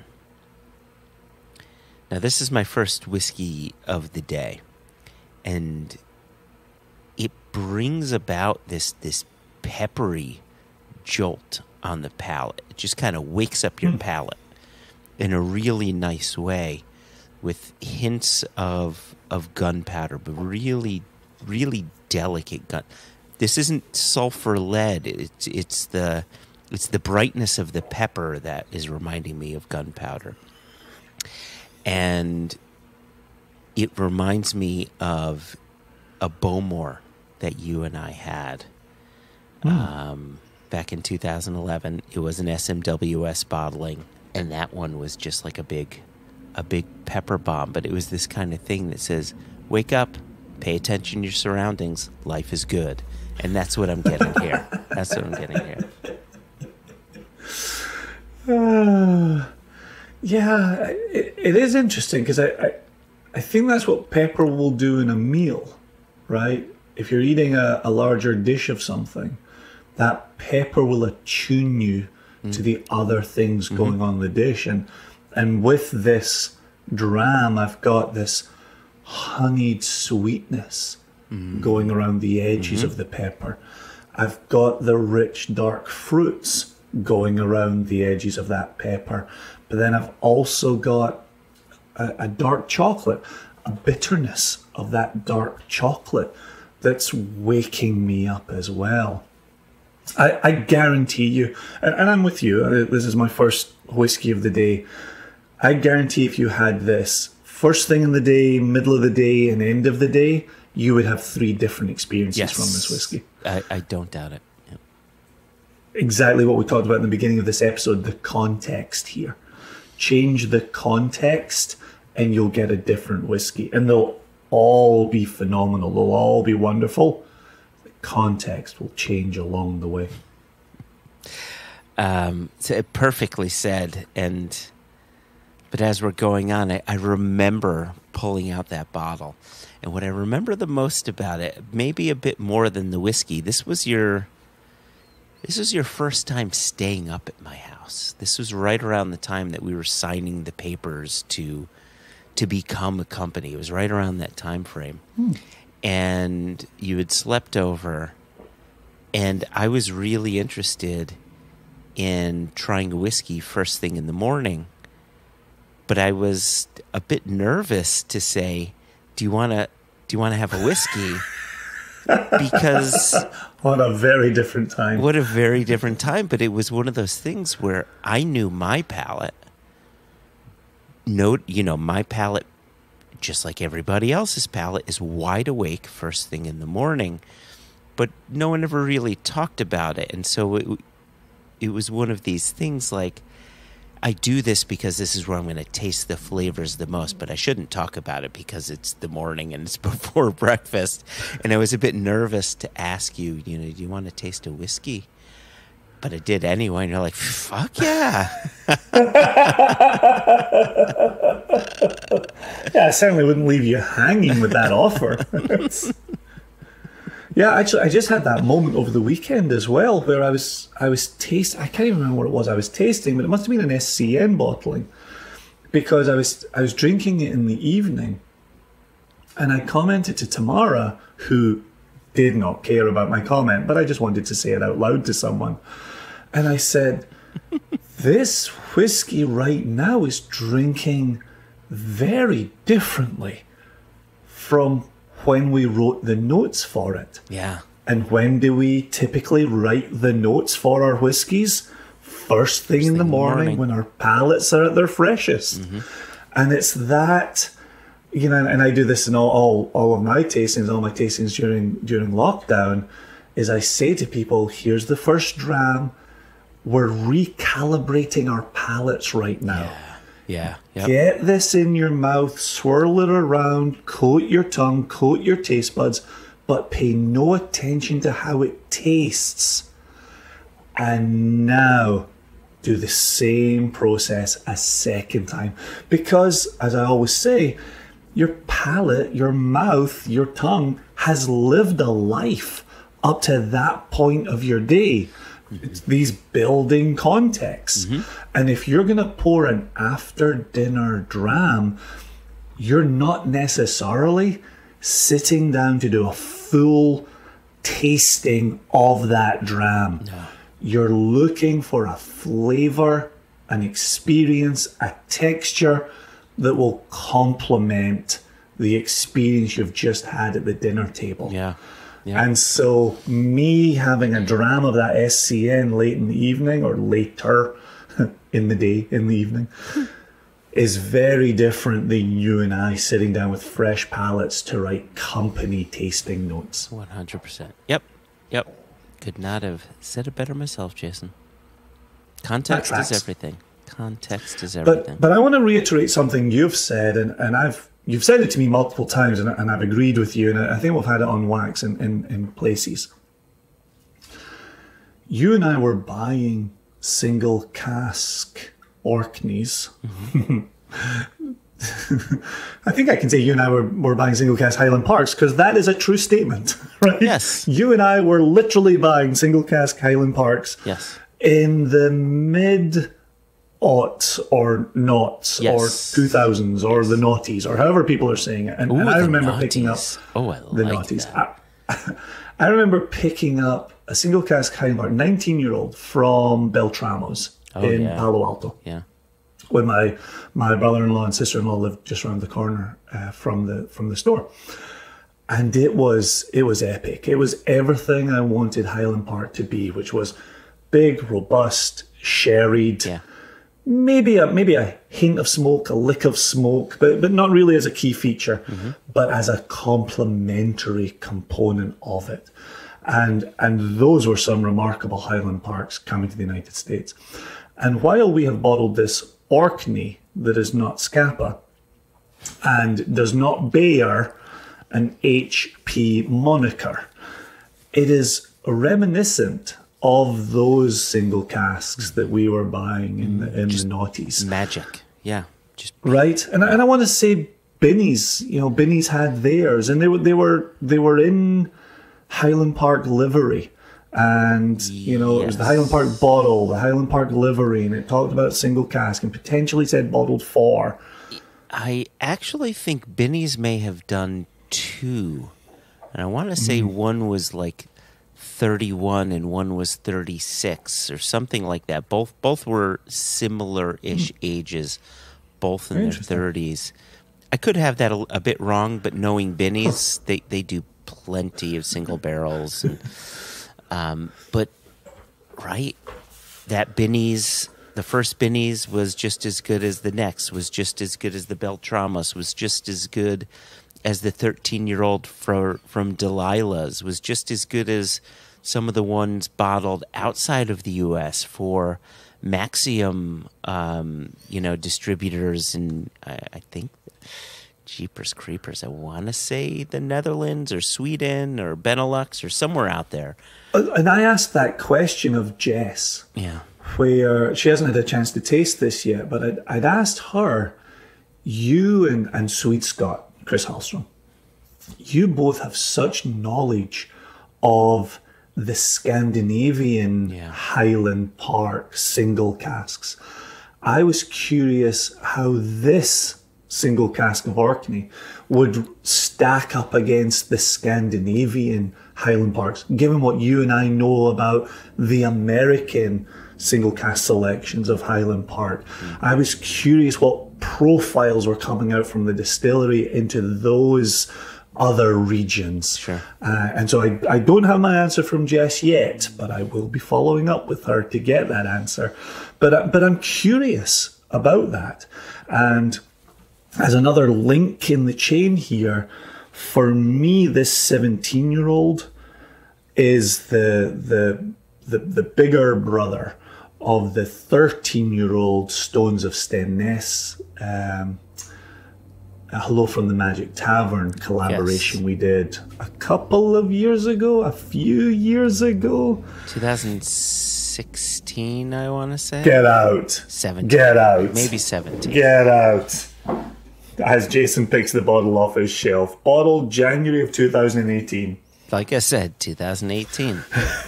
You're 16th at the cat among the pigeons there.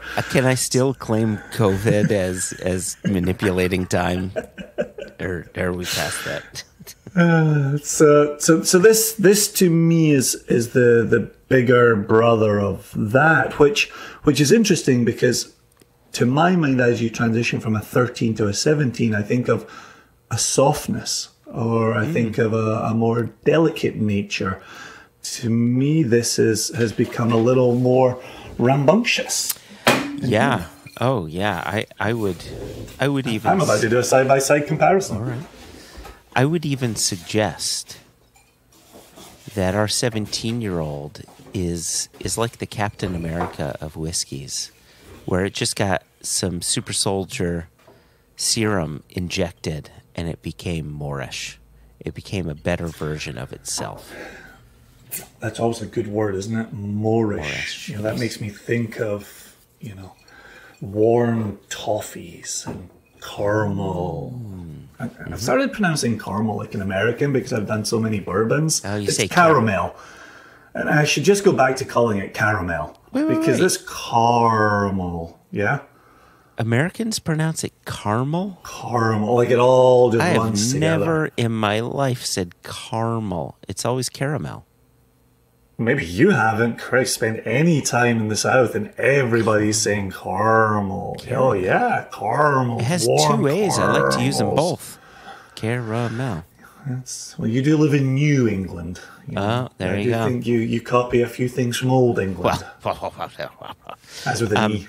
So you've poured a little bit of that 13 as a side by side. I don't have that. But here's I'm gonna have to put a disclaimer in here, and this is for the benefit of our friend Vadim. This is the heel of this Stones of Stenness 13, and this is softened and oxidized. This is not the fresh bottle of this 13-year-old. So would you suggest that it's better to pour out the heel pour than the neck pour? I think you should just save the part of the bottle that the label covers. Yeah. I think that's the only drinkable part of a bottle of whiskey. Yeah, that's known as the hearts. You pour out the foreshots, you drink the hearts, and you pour out the feints. It's easy.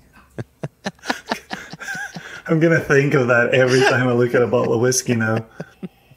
I'll say this, even with it softening, oxidizing, being the heel, not being the fresh bottle of this, it's still damn good. But I think my observation stands at this 17.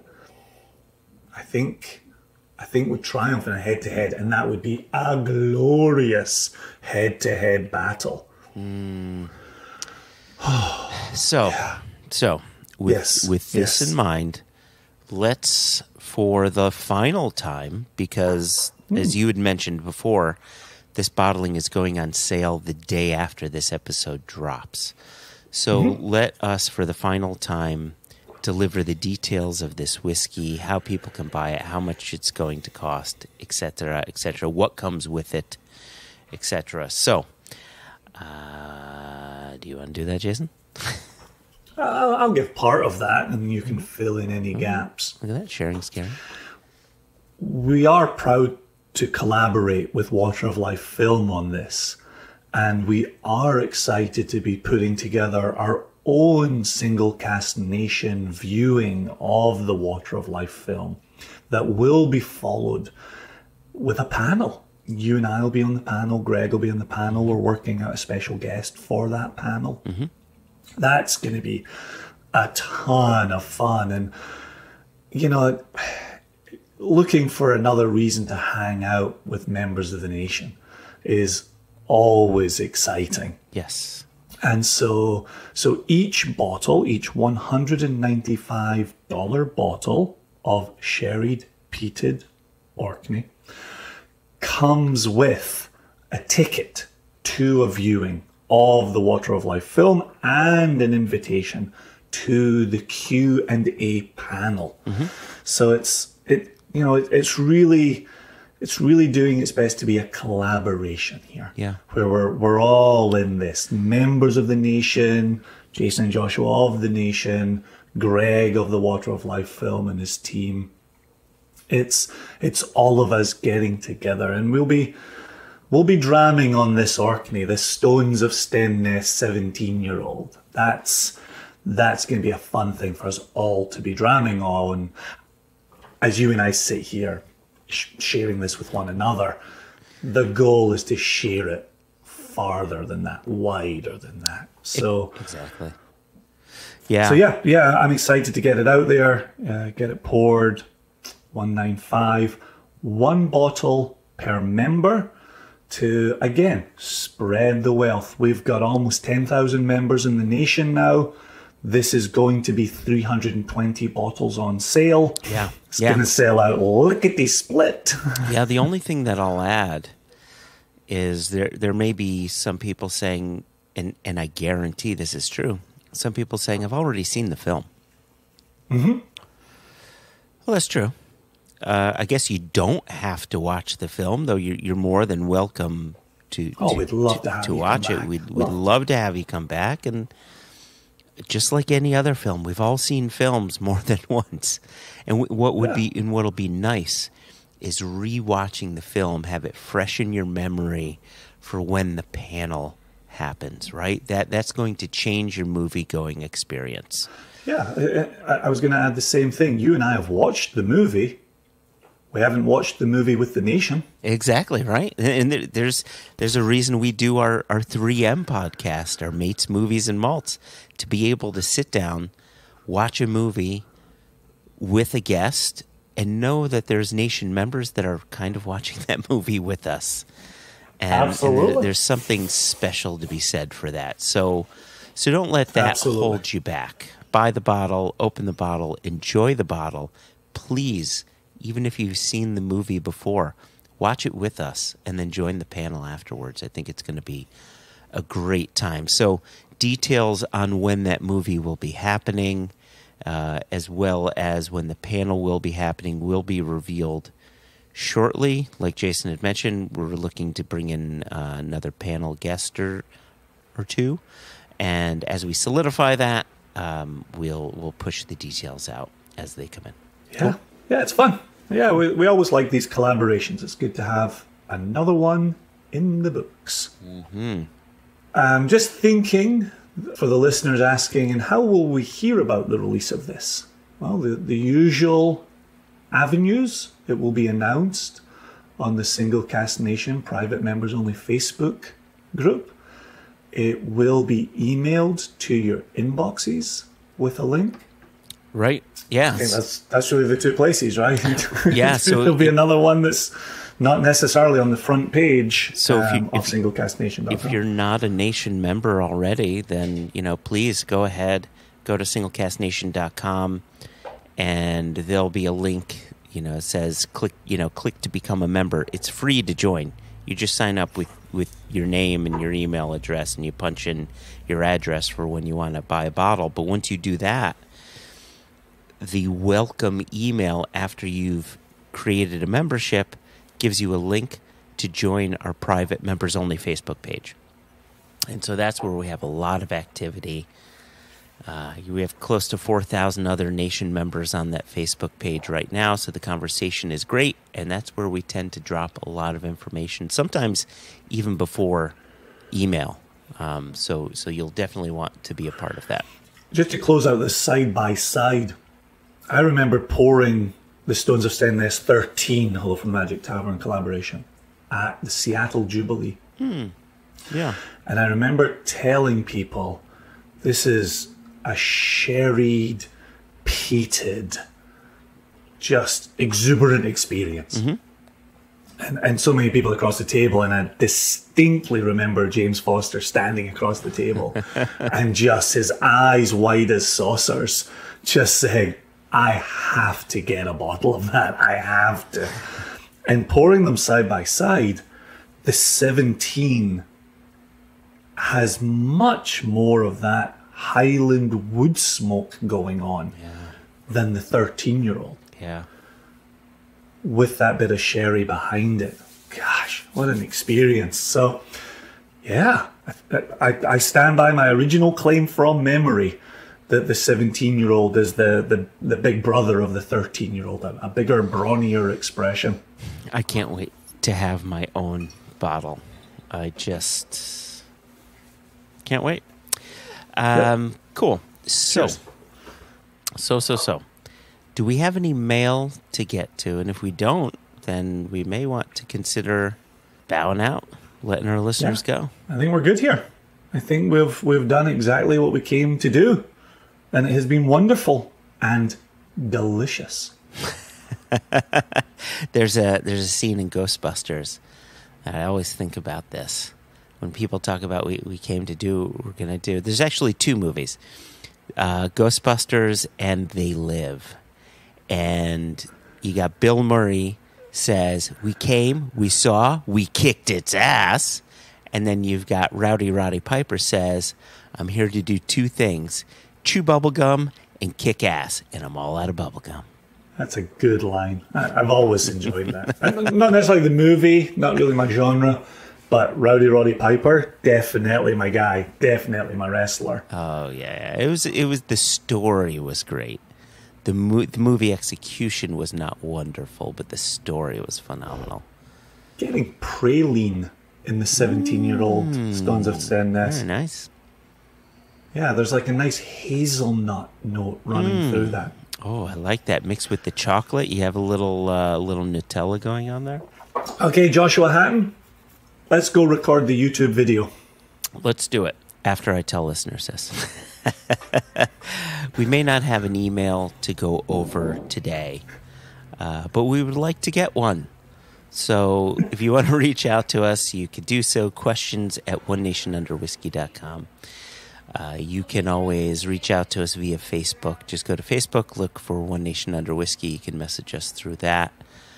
Twitter, we are at One Nation Whiskey. And Instagram, we are One Nation Under Whiskey.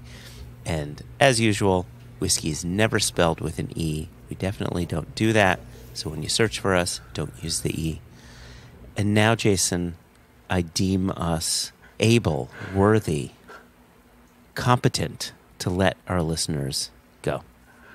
So before they go, let me circle back to Mr. Glaswegian in New Zealand, Colin Mayers. Oh, yeah, the pluralized Colin Mayer. Who first of all made the mistake of sending a sample to Joshua Hatton in Guildford, because that's where samples go to die. And I listened back to that episode and I thoroughly enjoyed your tasting of the avocado spirit. And I also heard you say, don't worry, Jason, I might not have sent you samples before this recording, but I will bring samples to Kentucky so that you can taste it there. Yeah. And we're now back from Kentucky and Jason still hasn't tasted the avocado spirit. So on wax, in the presence of Colin Mayers' ears, when can Jason expect to taste this avocado spirit? Well, I would suggest you write your senators, lodge a complaint to the local constabulary, and we'll get back to you within 10 business days. Well, here, I've got two things for you, Jason. Oh, is it kicking ass and chewing bubblegum? It's kicking ass. Because I feel like you're out of bubblegum. While we don't have any specific travel planned within the next few months, I know that in early September, you and I are going to be in the Netherlands at Maltstock. Spoiler alert for everybody. Go to Maltstock. Enjoy us there. We're going to enjoy Maltstock there. And then secondly, you're going to be coming up for Mimi's bat mitzvah. So there are two times where we can do it live, as Bill O'Reilly likes to do. Do it live. Okay. We'll do it live. Okay. We'll do it live. Fuck it. Do it live. I'll write it and we'll do it live. I love that none of this is samples leaving Guildford. Yeah, you've got to come to me, Jason. This sending samples is for the birds. And people are competent. Colin, why did you send it to Guildford, my friend? He doesn't know. He's down there. He doesn't know. He doesn't know. You know, I should. But now he knows. I should have suggested to Colin that he send it to you. But this exposes my extreme selfishness, because you will send me the samples, but I know you'll taste it before me, and that doesn't bode well. I need to taste all the things first, selfishly. So here we are. Oh my Lord. Let me just say, I still haven't received my mezcal drinking vessel from Joshua, even though you sent a care package to Tamara, which was very, very kind after her 4th spine surgery in a year. Yeah. You sent a care package. I thought, I'm sure he'll just stick the little mezcal drinking vessel in there. Nope. And then I thought, well, I'll see him in Kentucky. I'm sure he'll just bring it to Kentucky. Nope. Yeah, well, so I got to come to Connecticut to pick up that. Yeah, so when you bring up this story, when you're airing grievances You are strategically forgetting my response to you when we were in Kentucky, when you said, "Where's my hikara?" And I had said, "It's in my car. I had it next to my bag. I was meant to put it in the bag, and then I didn't." So it's a bit like horseshoes and hand grenades. Almost, Jason. And so let me get us out of here in one very final, very positive note. Oh, thank God. Is Vadim, who I mentioned moments ago, who would be disappointed with me drinking from the heel of the Stones of Stenness bottle, and rightly so. Vadim also sent my wife a care package post-surgery. Oh. And that just came in tail end of last week, just before my birthday, actually. And she was blown away. Like, who? What? How? What?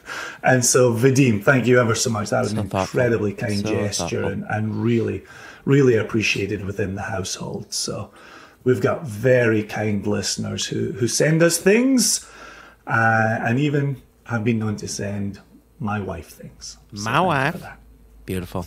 All right, that is good news to leave on. So Jason, can I have a couple chins? 2 chins. Chin chin.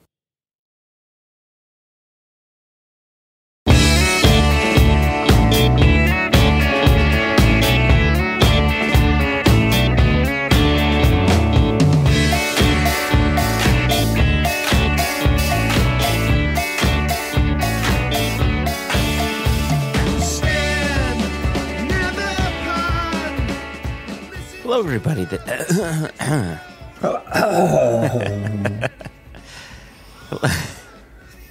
so tired. Hello, Just everybody. do it. I'm doing it. Just I like that opening the last time. Just do it. Just do it. Just go. Fire in the hole. Launching sequence.